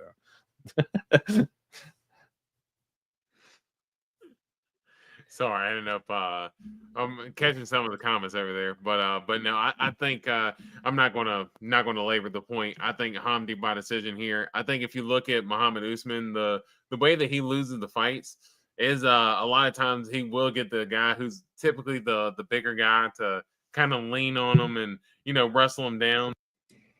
I mean, Mick Parkin and Thomas Peterson, his last 2 losses are guys who kind of pose similar threats as to what Hamdi Abdelwahab can do. I think except not Olympians. yeah, exactly. So I mean, Hamdi, dude, I don't think Hamdi's 6'2" though. I think that's bullshit. 6'2". Yeah, no, I agree with you. Yeah, he might be 6 foot. Yeah, he looks a lot like DC a little bit when he's going in there. But I'll say that he should still be able to get the job done. I say by decision. Mo Usman is pretty tough, so he's going to be tough to finish. Let's go decision for Hamdi Abdelwahab. All right, me and D-Rose both on Mr. Hamdi Abdelwahab, the Hammer. Moving on to the next fight, we have Tagir Ulanbekov taking on Azat Quasat Maxim. Tagir Ulanbekov is 16-2 overall out of his last 5 fights. 4 wins, 1 loss. Win over Alan Nascimento, split decision win. Lost to Tim Elliott, but lots of glove grabbing and fence grabbing happened in that fight. Choked out Nate Maness 2 years ago. Choked out Cody Durden a year and 5 months ago. And then had a decision win over Clayton Carpenter 4 months ago. Tagir's 33 years old, 5'7", and a 70-inch reach, while Azat Maxim is 15-1 overall. His only loss was to Charles Johnson a year and 4 months ago, and we had not seen him since. But yeah, dude, he beat Tyson Nam, and that was before the UFC. Azat Maxim's 30 years old, 5'7", and a 70-inch reach. The issue with what we run into with a lot of these, Kazakh fighters, Russian fighters, is that they're fighting a lot of cans in the regional scene. And when they get to the UFC, we really don't know what to expect, dude. And, Azat Maxim beat Tyson Nam via split decision in his first fight, and then lost a decision to Charles Johnson, dude. In round 1, Azat looks good, but, dude, Charles Johnson just cooked Azat Maxim, was able to take down Azat Maxim with ease over the next 2 rounds, dude. So with that being said, Tagir Ulanbekov is a huge flyweight dude. I know he's strong, got excellent wrestling, got excellent submissions. So it wouldn't surprise me if we saw Tagir Ulanbekov, maybe submission. Let's go round 2, man. Which way are you going here? Yeah, I think and truthfully too, I think that Tagir Ulanbekov can pose, similar threats to what, Charles Johnson did, just in terms of, being kind of like the bigger guy. I think Azat Maxim, it has him as the same. They said they're both 5'7" here. I don't think so. I think Tagir's probably like 5'10", dude. He's a big flyweight, dude. Yeah, that's what I was gonna say. I imagine that Tagir Ulanbekov is going to be the bigger guy. And he kind of has a pretty snappy jab as well. Dude, I'm telling you, ever since I ate that booger, I think it is like absolutely like destroyed my throat right now. So like I keep having to like clear my throat. It's getting rough here. But dude, it absolutely destroyed me. But yeah, I think Tagir Ulanbekov's got the skills to get it done. Maxim could potentially flip the wrestling on Tagir Ulanbekov. Tim Elliott was able to do that to Tagir Ulanbekov at one point, but I think Tagir Ulanbekov should be able to get it done. I say by decision. All right, fair enough. Me and D-Rose both on Tagir Ulanbekov. I'm on submission. He's on by decision. Odds for that one, though, is minus 455 for Tagir. Odds at Maxim plus 350. The dog. Over-under is 2.5, though. The over is minus 260. The under is plus 195. So most people think that one's going to decision. Moving on, we've got Russian Ronda Alexieva taking on Claudia Segula. I believe that's how you say it. Anyway, the Russian Ronda Irina Alexieva no longer looks like that, D-Rose. She got like a fuckboy haircut now with like noodles on top, right? she got like a fade on the sides and noodles on top. Like, what the hell? She got the machine gun Kelly chicken ramen. Right? Exactly. That's what her hair looks like now. Anyway, Russian Ronda is 5-2. Overall, out of her last 5 fights, she is 3 wins and 2 losses. That was before the UFC. She did lose her last fight to no mess Melissa Mullins, and we'll talk about her later on in the card. And her first fight in the UFC, she did knee bar Stephanie Egger 2 years ago. Anyway, Irina Alexieva is 34 years old, 5'8" and a 66-inch reach, while Claudia Segula is 6-2 overall. Out of her last 5 fights, she is 4 wins and 1 loss. Her last fight was a TKO ground and pound to no mess Melissa Mullins. Before that, this one got her to the UFC. D-Rose, Yulia Kotseskio. We'll talk about that one in just a second. She's 26 years old, 5'8" and a 5th. Dude, that's got to be wrong. She's probably got a 69-inch reach. That's probably wrong. That doesn't seem right because she's got long arms. She's a pretty solid striker, dude. She kind of reminds me of like a not as good Joanna Jędrzejczyk. Except for when I did my research on this, D-Rose, this chick, dude, she has no fucking ground game at all. And this fight right here, this one right here, it was a custom rules match where if there was any clinching or anybody got taken to the ground, they immediately broke up the fight or stood up, dude. So that's the fight that she won to get into the UFC. And then she just gets ground and pounded in her first fight in the UFC, dude. Taking on someone that we know has dude, she's just a big physical girl, going to go out there, try to take you down, lump you up, dude. And this chick has no ground game. I have to go Irina Alexieva probably to win the fight via first round submission, dude, just because the win's going to blow over Claudia Segula here. Odds for the fight, minus 285, Irina Alexieva, plus 230, Claudia Segula. Over under is 2.5. The over is plus 154. The under is only plus 120 here. So, yeah, round 1 sub, Irina Alexieva for me. How about you, D-Rose? Yeah, I think I'm with you just in terms of what I've seen from Segula. I'm just talking about just from the Melissa Mullins fight. I mean, Melissa Mullins got her down, pretty easily as well. So, yeah, I think Irina Alexieva, should be able to get the submission here. That's where she's going to want to get the fight is down to the ground. Now, again, if Alexieva has a tough time getting it down to the ground, then she's going to have she won't, dude. She ain't going to have a tough time getting her to the ground, dude. This chick's takedown defense is fucking terrible. Unless she's gotten better in 7 months, dude, zero shot. Yeah. Yeah, well, I got Alexieva round 2 submission, but I think we both got a submission here, so let's go Alexieva by submission. All right, here we go. We have Daira Zelezniakova taking on Melissa Mullins the second. Dude, I've never seen a woman second. You are right. Holy smokes. Dude, I did not even think about that. That's insane. Or like a second or a junior or anything like that. Yeah, right? Dude, she might be a first. Dude, that's pretty sick. Shout out Melissa Mullins. Anyway, the Iron Lady.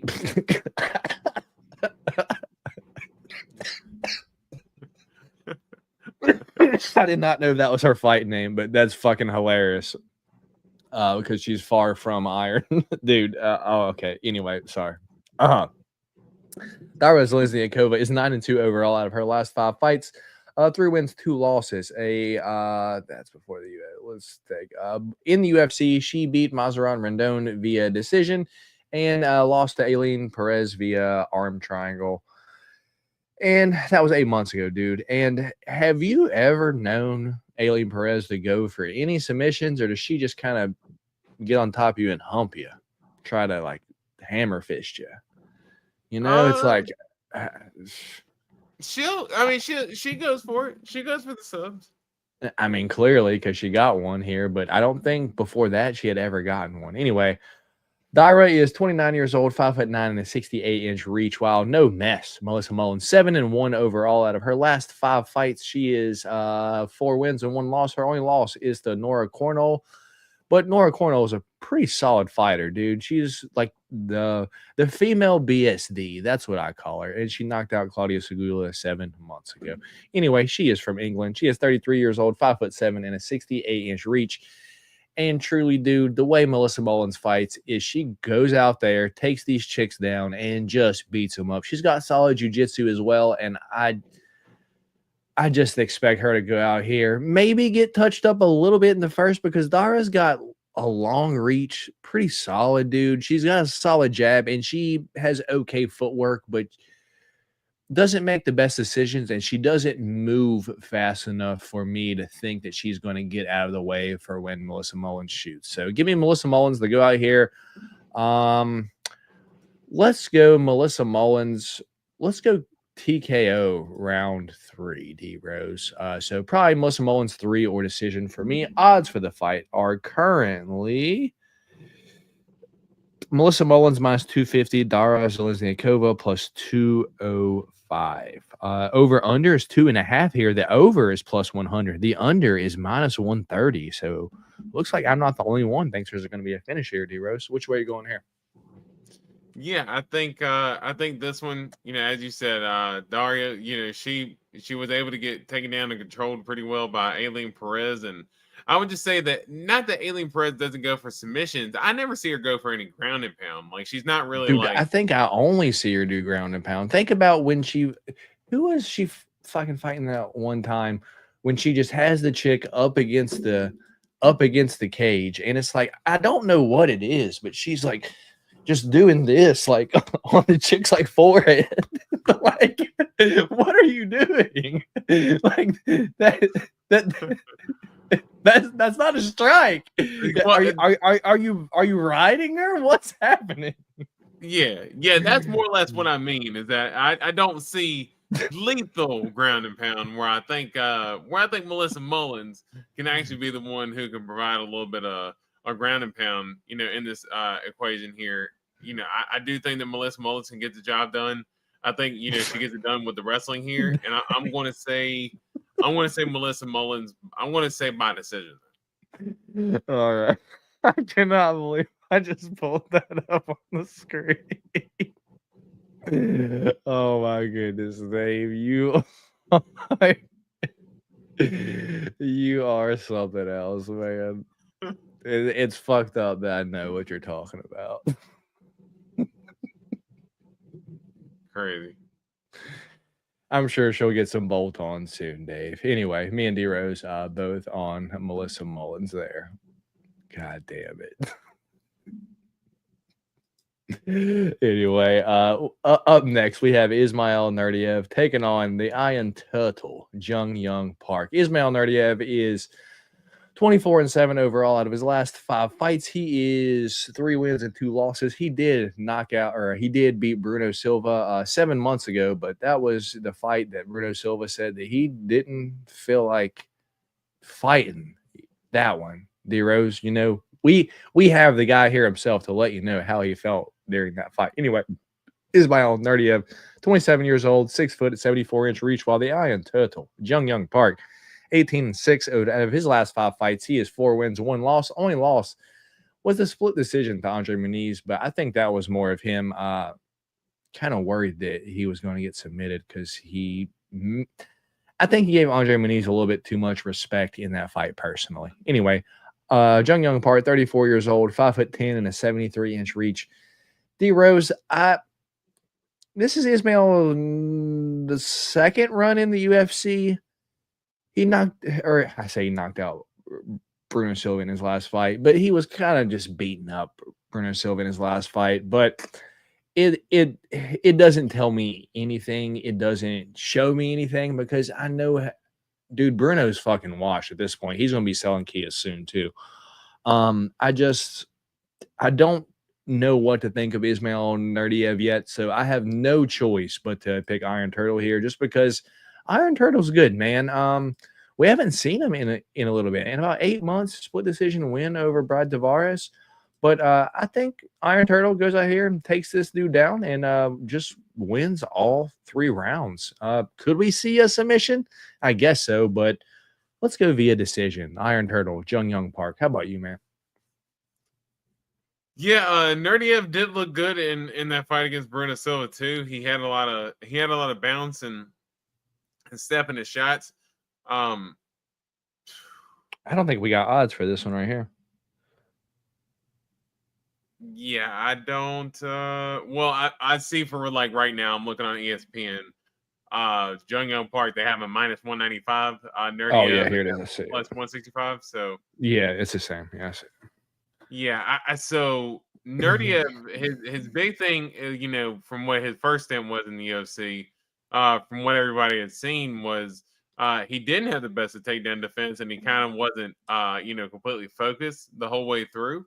Now he did go to, he went the decision with Sean Brady, so that's not necessarily a terrible thing. We've seen a lot of people get submitted by Sean Brady at this point, so he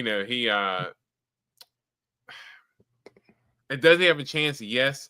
I almost want to pull the trigger on him. I'm not going to lie. But I think, even down at 170, if he had takedown issues, I would say up at 185, he's going to have even more so. And a guy like Jung Young Park, relentless with his wrestling, relentless with his boxing, good cardio. Dude, I will never forget that one trick that he pulled on whoever it was, where he like fucking hopped on their back and kicked both their fucking knees out at the same time and like fucking pulled them down, dude. I was like, that's wild, dude. Yeah. Dude, him beating the snot out of what's his name? Was it in the last few? Joseph Holmes?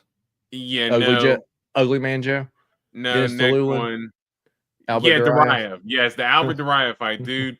He beat and I had Jung Young Park round 3 decision, and that was in round 2. Dude, he beat the absolute snot out of Duraev. Like, that fight was not close. Like, I remember watching that fight, and I was like, dude, Jung Young Park is like for real. Like, this dude's good. Yeah. So yeah, I was like, I want to stop doubting this dude from now on. So yeah, I think Jung Young Park gets it done. I think he maybe even get it done by submission. So I want to say Jung Young Park I'm gonna say round 3 or decision still, but I'm gonna go with the chance here to say that he gets a submission victory. So let's go Jung Young Park by submission. Fair enough. Antoine, I think 34. I just don't think he has the skills to be the champion at middleweight, dude. Like, there's so many people. Like, I just think if he can be out muscled, then he's gonna lose. And I think there's a bunch of strong dudes at 185. All right. Up next, me and D Rose, both on the Iron Turtle there. So moving on, we've got Seok Hung Ko taking on Oban, the Welsh gangster Elliott. So Ko is 11-2 overall out of his last 5 fights, 4 wins, 1 loss, but he's only had a fight on the Contender Series, Igor Cavalcante. So this is his first fight in the UFC. He is 31 years old, 5'10" and a 71-inch reach, while Oban, the Welsh gangster Elliott, 12-2 overall out of his last 5 fights. He is 5-0, 27 years old, 6 foot and a 72-inch reach. Man, I am a fan of Oban Elliott. I don't know. He just has this personality, man, that just draws me to him. I just like to see him fight. Fun attitude, man. Fun fighter. Goes out there willing to bang. He does get hit a little bit, but it sure as hell makes for a fun as hell fight, dude, because he'll take damage, just to throw some shit back at you, man. So I like Oban Elliott here just because I haven't really seen enough or against any UFC level at this point. So with that being said, give me Oban Elliott. Let's go round 2 knockout for the Welsh gangster. How about you, man? Yeah, and I think Oban Elliott's got some momentum for him right now, and I do think that he gets the job done here. I just don't know enough about Ko. I'm not gonna lie. I'm not gonna sit up here and BS anything. I don't know enough about Ko to make a comfortable analysis on him. But yeah, I just think Oban Elliott, sharp striker, like you said, willing to go in there and bang. He can wrestle as well. He's pretty well rounded for the most part, man. So good experience so far in the UFC, and only getting better. So yeah, I want to say. If I bet this fight, I'm going to go round 3 decision for Oban Elliott as well. But I think just in terms of how I picked the fight, I think I'm going to go round 3 knockout. Okay. Antoine said he's the number 1 welterweight fighting out of South Korea. How do you guys feel about Tapology rankings? Until I see him fight somebody in the UFC, I can't, man. I can't. No. Yeah. I mean, like, who's he fighting in the region? Like, like Angel Jubilee was the number 1 fucking lightweight in India, man. Look what happened to him. He got parked at, and it was never the same afterwards. Wild. Yeah, man. So me and D Rose both on Oban Elliott. Odds for this fight is kind of wild though. As Antoine was saying, Oban Elliott minus 500 the favorite right now, and Seung Hyun Ko is plus 380 the underdog. Under here is 2.5. The over is minus 160. The under plus 124. So me and D Rose both on Oban Elliott there. Moving on, we have Muhammad the Hillman Naimov taking on the unleashed Bogdan Grad. Muhammad the Hillman Naimov is 12-3 overall out of his last 5 fights. 4 wins, 1 loss. Knocked out Jamie Malarkey. Decision win over Nathaniel Wood. Leg injury over Eric Silva. He did get choked out by Felipe Lima, but man, he won the first 2 rounds of that fight, and then just kind of, I don't know what happened there in the third, man. Slipped up, got caught, anything can happen, and then he did beat Con Offley via decision. Muhammad Naimov is 30 years old, 5'9", 70-inch reach, while the unleashed Bogdan Grad's 15-2 overall. He did lose on the Contender Series against Tom Nolan, but he has rattled off 4 in a row. 2 outside the UFC, 1 on the Contender Series against Michael Aswell, and then a knockout over Lucas Alexander 4 months ago. Bogdan Grad's 29 years old, 5'8", and a 70-inch reach. Yeah, D-Rose, this is going to be a fun fight, yeah, because Bogdan Grad walks forward with reckless abandonment, just throws everything, dude. Just comes to fight, kind of like that one dude, the Andreas Gustafsson dude. That's just kind of how he fights, but it's just not really pleasing to the eyes. He doesn't look like he's the most skilled in the world, as where Muhammad Naimov, on the other hand, also has quite a bit of power, but also has skill and technique as well. So power for power, I think both these dudes could probably knock the other dude out with their power shots. But my thing is I think Muhammad Naimov is a lot more skilled and technical here. So I think Muhammad Naimov probably ends up landing a counter at some point, and we see maybe a 2nd round knockout for Muhammad Naimov. What about you, D-Rose? Yeah, I think this fight, it's honestly, this is one that I'll say that I've been going back and forth on, and I do think that, for Bogdan Grad, I think that's a perfect comparison, as you said, for Andreas Gustafsson, because he's not like great at everything. He's not, I don't even necessarily say he's like great. He's not great. He's not a specialist or anything like that. He's just tough, gritty. He has power. He'll walk forward. Doesn't care about what you're throwing back at him. He's going to get the fight on his terms, whether it be on the ground or on the feet. And really, I would say I really love that performance from him and against Lucas Alexander, because he was getting pieced up a little bit in that Lucas Alexander fight, especially early on in that first round. Man, he just And for him walks to stay forward. resilient- Just no defense. yeah, I mean, dude, he was getting lit up there in that first round, and Lucas Alexander, you know, just ended up getting gassed after a while, just because it was like, man, what can I do to keep this guy off of me?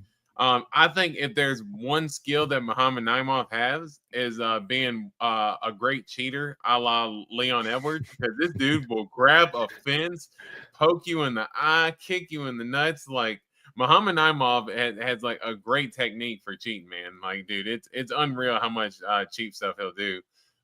Because Nathaniel Wood was kind of putting it on him there in that fight there before. And he was going for that takedown there late in the fight. And I know Naimov was able to stuff it because he grabbed the fence. I think Bogdan Grad can put a little pressure on him, man, and get the job done. I'm going to go Bogdan Grad here. I'm going to go by decision. I think it ends up being a gritty fight. I'm with you. I think it ends up being a fun fight. Both guys are tough as can be. But I think Bogdan Grad ends up, just putting a little bit more pressure on. I say he ends up edging out, landing more strikes, edging out the decision. Fair enough. Odds for the fight, Muhammad Naimov minus 290, the favorite. Bogdan Grad plus 235, the dog. Over under is 1.5 here. The over minus 250, the under plus 190. Yeah. As I said, I think either one of these dudes could knock out the other dude. It's just, I just think Muhammad Naimov is a little bit more cleaner, a little bit more technical. So moving on to the next one. D Rose, this is probably the fight I'm most excited for on the card, because I am a Nazim Sadikov fan, dude. Nasty Nas, they call him. The Black Wolf. Nazim Sadikov taking on Iron Nicholas Moda. Nazim Sadikov is 10-1-1 overall out of his last 5 fights. He is 4 wins, 1 draw, and that's it. Yeah, 0 losses. So on the Contender Series, he knocked out Ahmad Hazanzada. He knocked out Evan Elder. Dr. Stoppage cut in the 3rd round of that fight. He did submit T-Rex Terrence McKinney. The draw against Slava Claus was a barn burner, right? Me and you, I believe, were watching that one together, right? Yep. And then knocked out Ismail Bonfim 4 months ago, dude. He like head kicked him, right? And he like hurt his orbital or something like that. And then he was like, I can't see. So yeah, Nazim Sadikov is 31 years old, 5'10" and a 69-inch reach, and fighting in his home country of Azerbaijan. Nicholas Moda, 15-5 overall out of his last 5 fights. He is 3 wins, 1 no contest, but he fucking lost that one too, and got knocked out by Manuel. That was nasty knockout too. Anyway, 32 years old, 5'9" and a 70.5-inch reach. D Rose, I'm going to make this my submission for the fisting of the week. Nicholas Moda has power here, but he has no fucking chin, man. And Nazim Sadikov, they call him Nasty Nas for a reason. Dude, he hits hard, got excellent wrestling, got excellent takedown defense, got excellent jiu-jitsu, ground game, pretty much well-rounded overall, man. And I really think at 31, in this next 2 years, man, we are going to see this rise from Nazim Sadikov, because I really think he is someone that's really underrated in this division right now, man. Not ranked or anything yet, but I think soon we see a ranked Nazim Sadikov. Do we see him knock out Nicholas Moda in the first round is the question. You know what? I say we see a submission round 1 from Nazim Sadikov, but it's going to be a club and sub. That's my guess. So that's my entry for the fisting of the week, D Rose. How about you, man? Which way you going here? And Yeah, as Nazim Sadikov, he's starting to become a fan favorite of a lot of people. We're both pretty big fans of him.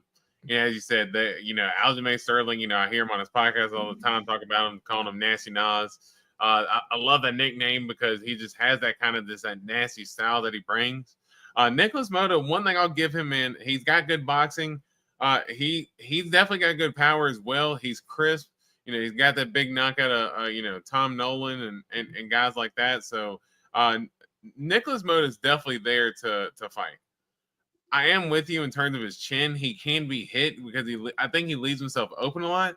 But I also think that he can be taken down as well. And I do think the submission path is there. Nazim Sadikov was able to take Terrence McKinney down. Look how quick he was able to get that submission on Terrence McKinney once he was able to get the fight down to the ground. So I think there's a similar sequence there because look how much Trey Ogden was really able to control Nicholas Mota and should have gotten that submission victory, but the ref ended up jumping in and screwing him there at the end.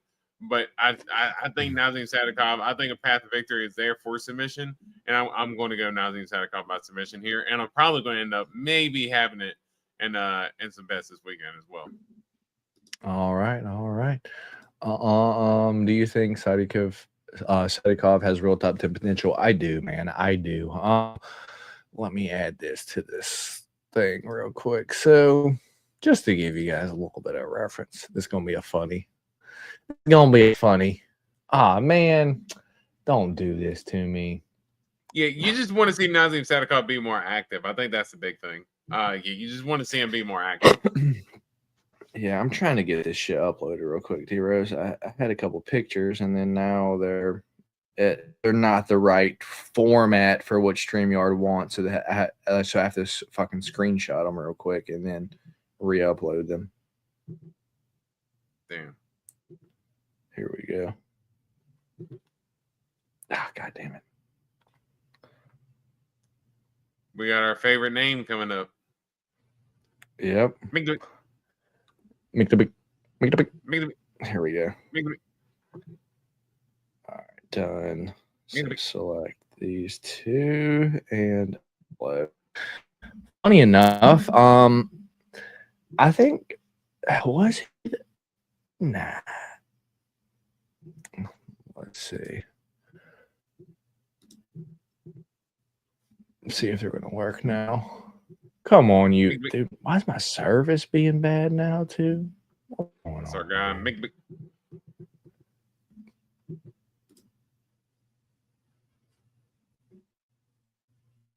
Come on, man.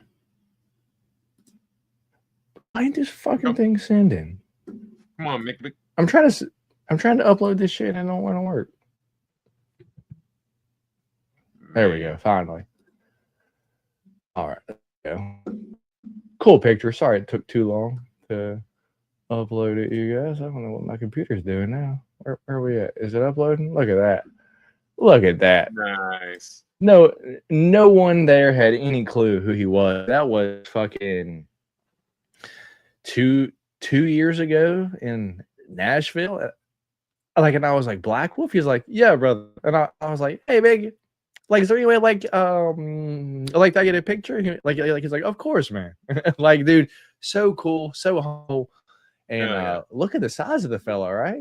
Tall guy. Look at the size. I mean, he's a full like row like up there, but I just thought pretty like full.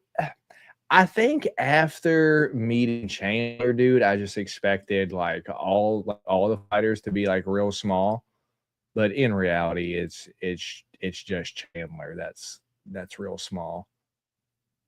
And really, he's just super short because his arms are dude, shredded. Yeah, pretty his wild, pecs are like climbing out of his shirt. And we got nasty eyes there, but you can tell, not as fucking steroided out. Yeah, definitely not. He doesn't have like the one like veiny muscle like just running down the whole side of his arm right there. Not at all. Yeah, so me and D are both on Nazim Sadikov to win the fight. Is it your fifth thing of the week, D-Rose, or do you got another entry? Oh, we'll talk about it. That's probably it. All right. We'll move on to dude. He still has a black and white photo on there. Give him a color photo at this point. You're just playing into him being look like 2,700 years old at this point. Anyway, make the big. or by taking on Tofik Musayev. Miktabik is 13-2-1 out of his last 5 fights. He has 4 wins, lost, split decision loss to Matus Roundbetsky. Miktabik is 270,000 years old, 5'10" and a 74-inch reach. And where Tofik Musayev, coming from Ryzen D-Rose, also fighting out of Azerbaijan, his hometown, 35 years old, 5'10" and a 72-inch reach. I've looked at Tofik, dude. He's a pretty solid fighter, if I'm gonna be honest. And at 22-5, I'm surprised he wasn't in the UFC already. I think maybe 35 years old, probably fucking Dana's like, he's fucking too old. But he's a pretty solid fighter, man. And I could maybe compare him to something like Roundbetsky, dude. So the odds for this fight right now are Miktabik is -155 and Tofik is +130, the underdog. So it's a pretty close fight. Over under here is 2.5. Is 1.5. Over 1.5 is -250. The under is +190 here. Yeah, man. I guess I'll pick Miktabik via decision, but it's kind of just like I need to see Tofik against UFC level competition. I'm just not 100% sold, but if he won this fight, it wouldn't surprise me one single bit, because I didn't like the Matus Roundbetsky fight against Miktabik, dude, because after Roundbetsky lost to fucking Diego Ferreira, I was like, this dude, I will never pick him to win again. And then he comes out here and fucking beats fucking Miktabik, and that's just MMA math, dude. It just don't fucking work. And this is just one of the reasons, dudes, because Roundbetsky's a fucking pretty solid fighter. Miktabik's a pretty solid fighter. And Diego Ferreira at this point is washed and ass, but somehow ends up pulling that fucking win over Matus Roundbetsky out, dude. Made no sense at all. But that's MMA for you, man. I guess, which way are you going here, brother? Yeah, I think for me, Tafik, I believe he's taking the fight on not like super short notice, but relatively shorter notice. And I think Miktabik, Miktabik being the more UFC experienced guy. I know that Tafik is fighting over Ryzen, but he also hasn't fought the Miktabik. I think for Tafik, he's been on for almost 2 years as well. So that I think that's that's a little bit concerning, coming in at 35 years old with that much time off. How are you going to look? And for Miktabik as well, you got to think back to that fight with Roundbetsky. Roundbetsky also came in a lot overweight, to the point that where they ended up agreeing to like a catch weight as well. So I do wonder if that ended up playing into Roundbetsky's favor in terms of him, getting that win, being able to stuff the takedown to Miktabik. But I'll say Miktabik by decision here. I think he uses the wrestling a little bit more and gets it done. All right, me and D-Rose both on Miktabik via decision.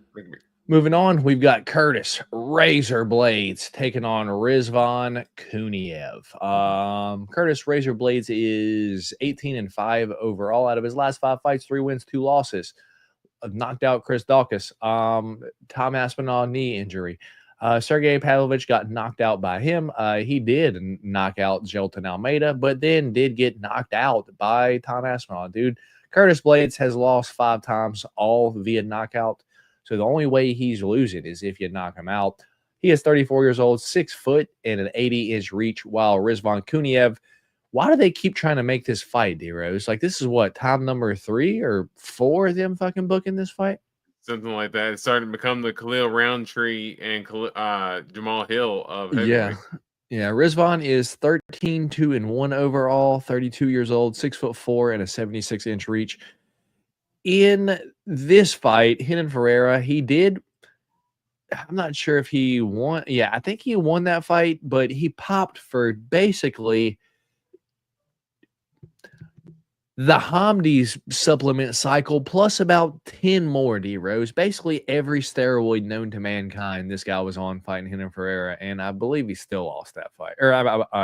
Or he won that fight. But when he came into the Contender Series, he did not look the same, man.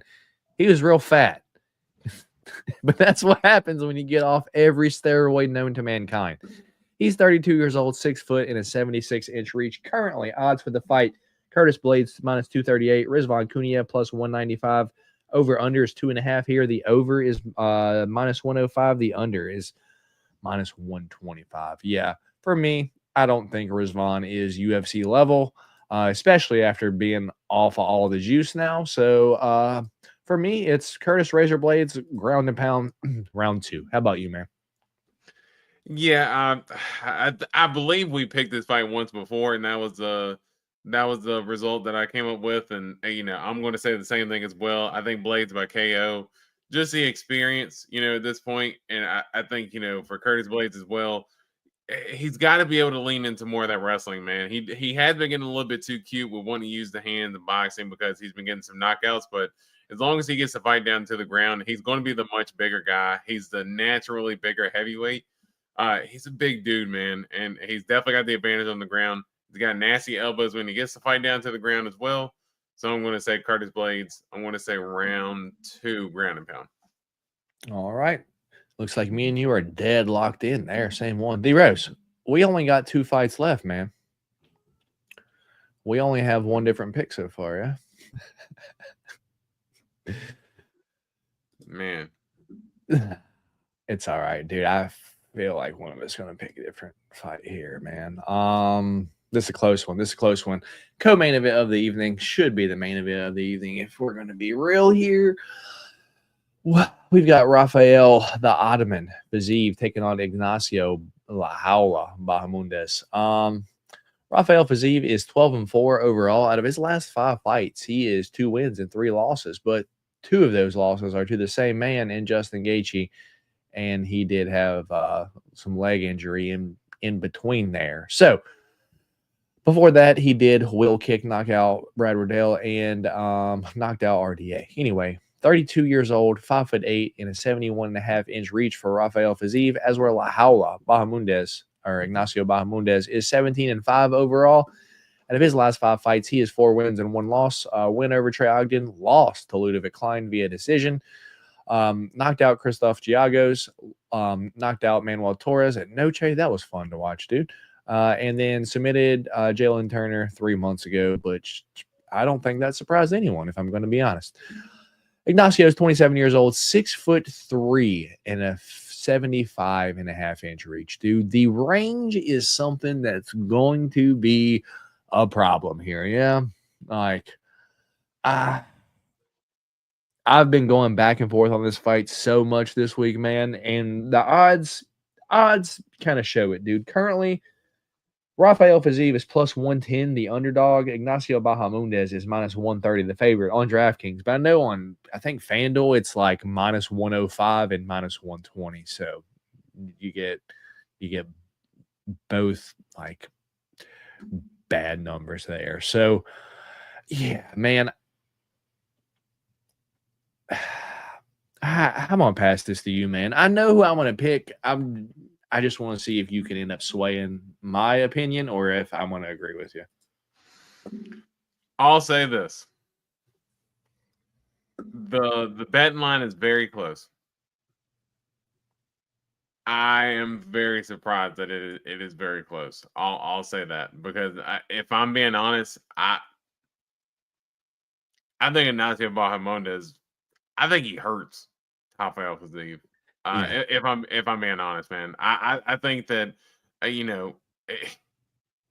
if Rafael Fiziev looks small against Justin Gaethje, who is probably like your average size lightweight, like Ignacio Bahamundes, we saw him lined up across from Jalen Turner, and Jalen Turner looked like he could fight at welterweight and did fight at welterweight at one point in the UFC. It is going to look like a 170 pounder against a 145 pounder. I just don't know. Again, Fiziev is a potent striker. Look at the range difference between the two, just in terms of the reach. Fiziev might be 5'8", 5'9" or so. I think that size is going to be a huge factor. Ignacio Bahamundes, I think, is the better grappler. Fiziev can maybe go in there and go for a takedown. I think that's going to be his best path because if he does not get the takedown, Fiziev tried to use the takedown early on against Gaethje, and then Gaethje ended up getting up, and then Fiziev had nothing else for him the rest of the fight.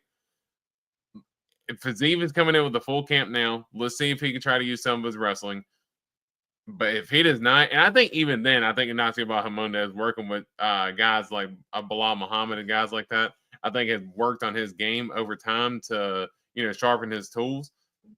I don't see how Fiziev has anything for Bahamondes in any way. For me personally, I say Bahamondes by decision. I think Fiziev's too tough to finish, but I don't see what Fiziev brings that's going to deter, Ignacio in my opinion. Yeah, I see what you're saying, and it's kind of the reason why I've been flipping back and forth. But I'm glad you pointed out a few things because I was actually going to say them, and you just reminded me to say them. Was the Justin Gaethje fight, dude? He did take down Justin Gaethje, and that was rather surprising in the second fight because once again, it was on short notice. I didn't really have much for him outside of that, but being short notice, yeah, man, I don't know how much he was prepared. You said this one's not short notice. This one's been signed for a little bit, man. I think Fiziev is the quicker striker here, and there's a reach difference, but it's not too much. And if there's one thing I noticed Bahamondes doing, it's when he throws his punch, he kind of like leaves it out there a little bit, like it doesn't come back. It goes out and then down. And if you do that against Fiziev, I think he's going to catch you over the top, man. And he got wobbled by John McDessie. How tall is John McDessie, dude? 5'10", maybe. Let's see. 5'9", John 5'10". McDessie is 5'8", dude. So probably same size as Fiziev, man. It's the little intricacies as to this is a tough fight for me to pick. I would love to be right here, but it's tough, man, because I could really see this one go either way. I'm going to go Fiziev, and I'm going to go Fiziev via decision. He's the hometown guy here. Maybe the crowd will be cheering for him just a little bit more. Maybe he lands a little bit more because, as I said, I do think he's a little bit faster than Bahamondes is. My thing is I think it's the activity. If Bahamondes just comes out here, just leg kick, jab, run, and just does it all 3 rounds, it's just going to be like, fuck. Like Fiziev can't get close. So if he can close the distance, I'm confident Fiziev wins this fight if he can get in. So that's our second different pick. I'm on Ottoman Rafael Fiziev. D Rose is on Ignacio Bahamondes. Moving on to the main event of the evening. Let's see. If Rafael loses, it's time for featherweight. He was talking about it before the Justin Gaethje fight, so wouldn't surprise me. I feel like it should be already, if I'm being honest. I see Fiziev hurting him early and taking the decision. Hopefully, Sugar Ray. That's what I'm banking on. Just closing the distance, getting in on him, and then doing enough to win the next 2 rounds. So main event of the evening, D-Rose. We've got 5 rounds of 2 fine American men headlining this fight card in Baku, Azerbaijan. We have Jamal Sweet Dreams Hill taking on the War Horse, Khalil Roundtree Jr. Okay, stupid fight name, but whatever. Jamal Hill is 12-3 overall. Out of his last 5 fights, 3 wins, 2 losses. Knockout over Johnny Walker 3 years ago. Knocked out Thiago Santos 2 years ago. Decision win over Glover Teixeira to win the championship 2 years ago. And then he got knocked out by Alex Pereira and then got knocked out by Yuri Prochazka 4 months ago, huh? Okay. Jamal Hill is 34 years old, 6'4", and a 79-inch reach, while the other dork fighting on your screen is the Warhorse Khalil Roundtree Jr. 13-6 overall out of his last 5 fights, 4 wins, 1 loss. Only loss was to Alex Pereira 8 months ago. Knocked out Anthony Smith, knocked out Chris Dawkins, split decision win against Dustin Jacoby, which I think Dustin Jacoby won that fight, but that's neither here nor there, and knocked out Carl Roberson. Dude. You remember that fight? Yeah. It's like, what money did Carl Roberson not pay Khalil Roundtree? He's in there kicking him on the ground. Dude, he went to stomp him on the ground. Like that was like that was like when Khalil goes savage mode like that, that's when it's like it's fun to watch. Yeah. Anyway, Khalil's 35 years old, 6'1", and a 76-inch reach. D-Rose, if I could pick for this fight to be a double knockout, I would. I don't like either one of these dudes as fighters. They both irritate me. As I said earlier, Jamal Hill just I don't like when he talks, dude. It's just like, dude, shut up. Like, shut up. And then Khalil Roundtree, you know, it's pretty known he's in this fucking cult. And anytime he gets on the microphone, dude, I don't know what it is. For me personally, it's almost like I can weed out the fake. I can just tell. I'm like, that ain't genuine. I can just tell. He's like forcing the tears to come out of his eyes. It's like whenever a microphone's right in front of his face, he's like, oh my God, this is my moment. Here we go. And then here comes the tears. Like, shut up, dude. Like, both of these dudes, as I said, if I could see a double knockout, you know, a la Sung Woo Choi, Mike Trezano here, and they both just fucking pass out, I'm like, fuck yes. Now I ain't got to see either one of them fight. No top contenders for a long time, but unfortunately, it's not going to happen. So I just have to pick who I think is the more skilled fighter here. And this kind of goes back to the Muhammad Naimov Bogdan Grad fight. I just think Khalil Roundtree is the more skilled technical fighter here.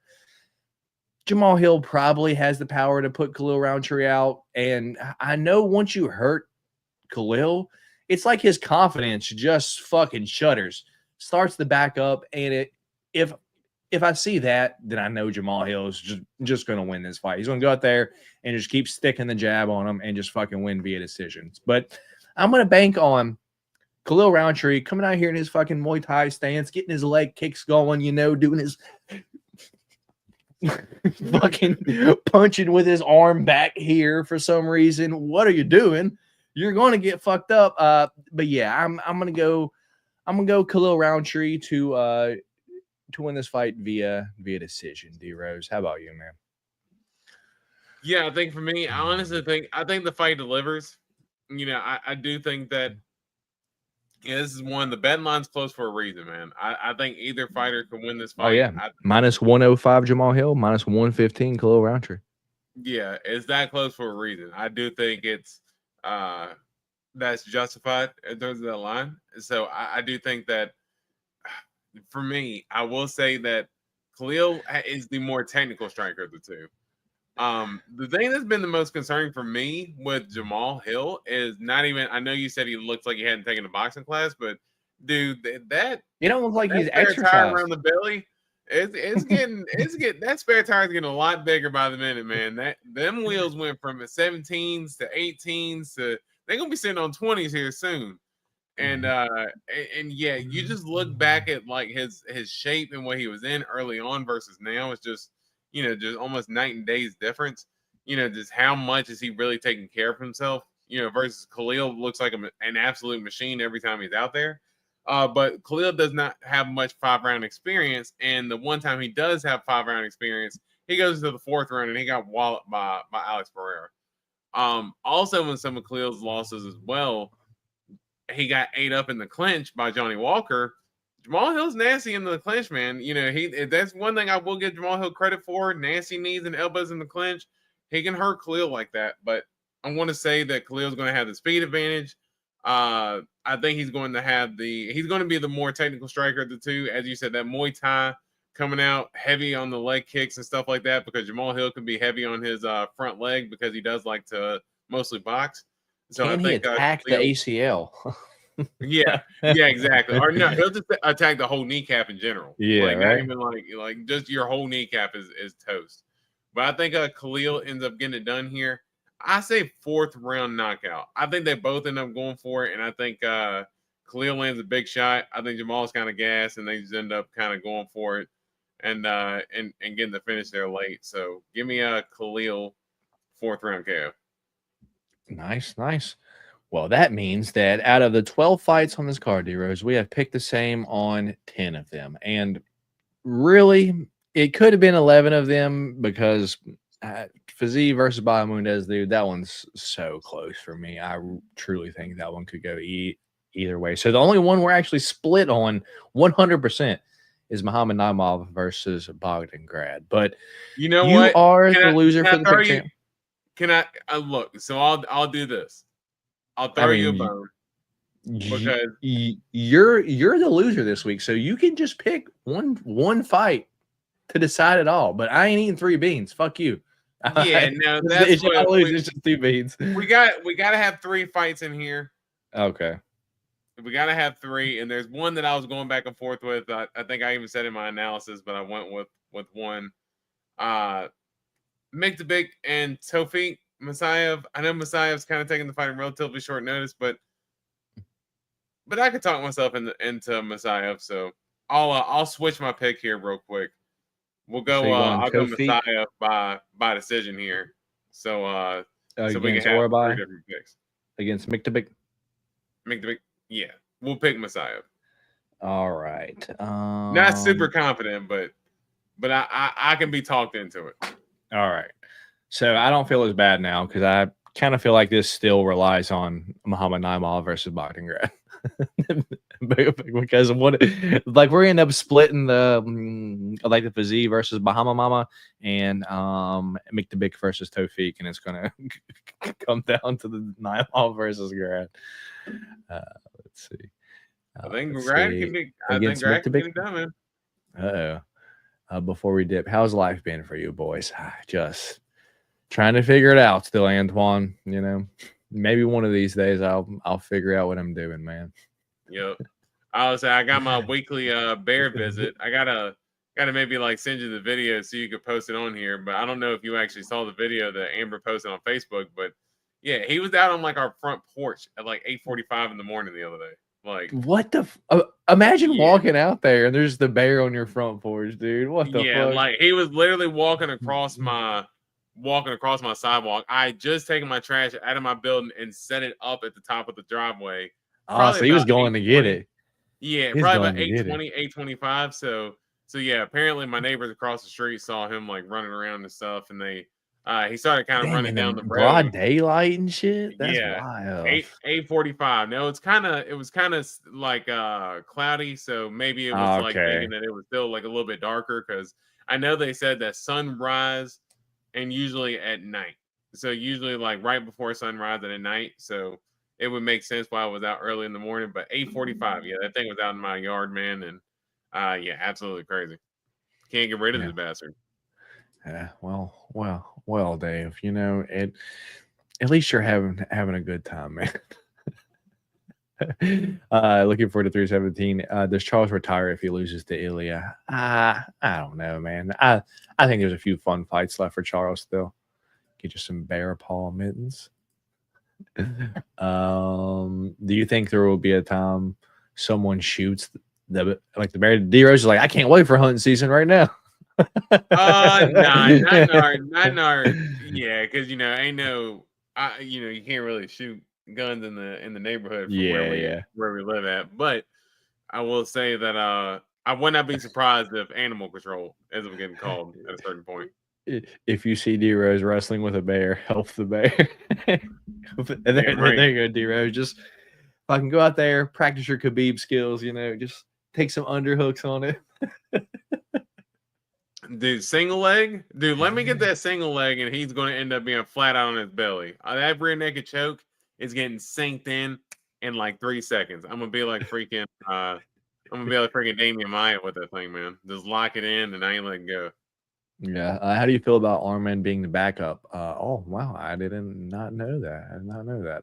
I guess it's cool. I mean, it won't be needed. I don't think it matters because Ilya is not going to miss weight. And I guess Charles could miss weight, but I mean, I think Ilya wins the fight either way. So I mean, it is what it is. Yeah, I don't think it matters.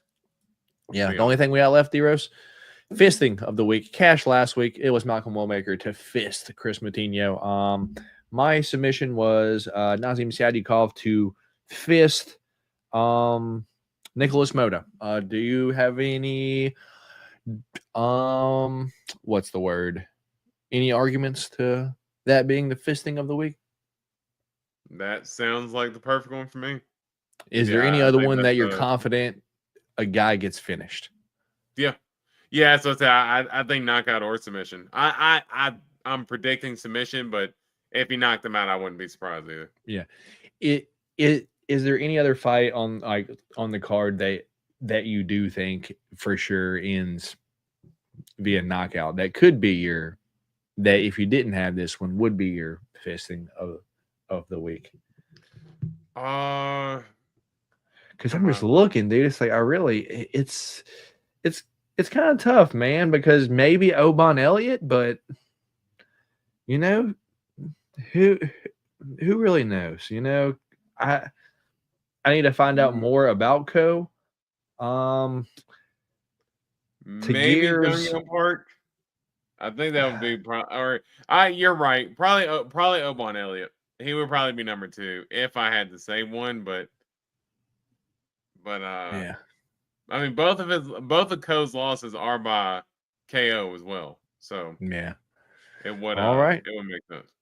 All right, fisting of the week is Nasty Nas, Nazim Sadykhov to fist Nicholas Moda, and shout out Nasty Nas. Let me remove this. Put this back up here. Where'd it go? Come on. And shout out Nasty Nas. Met him in Nashville a couple years ago. Super humble guy. Rooting for him this weekend against Nicholas Moda. All right, man. That's it. That's all I got. You got anything before we get out of here, man? Damn, we got 2 hours and 20 minutes here tonight, D-Rose. It's a fucking long one. But I don't know why. Like, it kind of felt like we weren't here for a little bit. Like, it almost kind of felt like a long time in between this fucking podcast this week. I don't know why. Yeah, well, and pretty decent card last week. Well, prelims at least. So, yeah, you know, those that end up delivering and whatnot. But no, man, I think good pod today. Trying to make some money this week. Again, Nancy Nas by submission.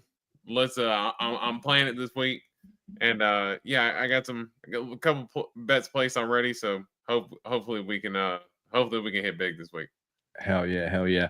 I've got mostly favorites this weekend, unless you count Fazeev, but depending on where you find it at, he's also -2. So, yeah, I'm on a bunch of favorites. So no dogs on my side this week, D-Rose. So if you're looking for dogs, you got to look over here to D-Rose's side for your dog. But with that being said, my name is Matt. I'll see you guys Friday for Change the Cheddar. D-Rose on that server screen. Me and D-Rose will be back both next week for the Golden Octagon MMA podcast, recapping this week's fight card and then talking about next week's fight card, giving you all that news. And so with that being said, we will catch you guys next Wednesday for the podcast. Y'all stay safe. And remember, at the end of the day, it's a fist fight and anything can happen. Peace.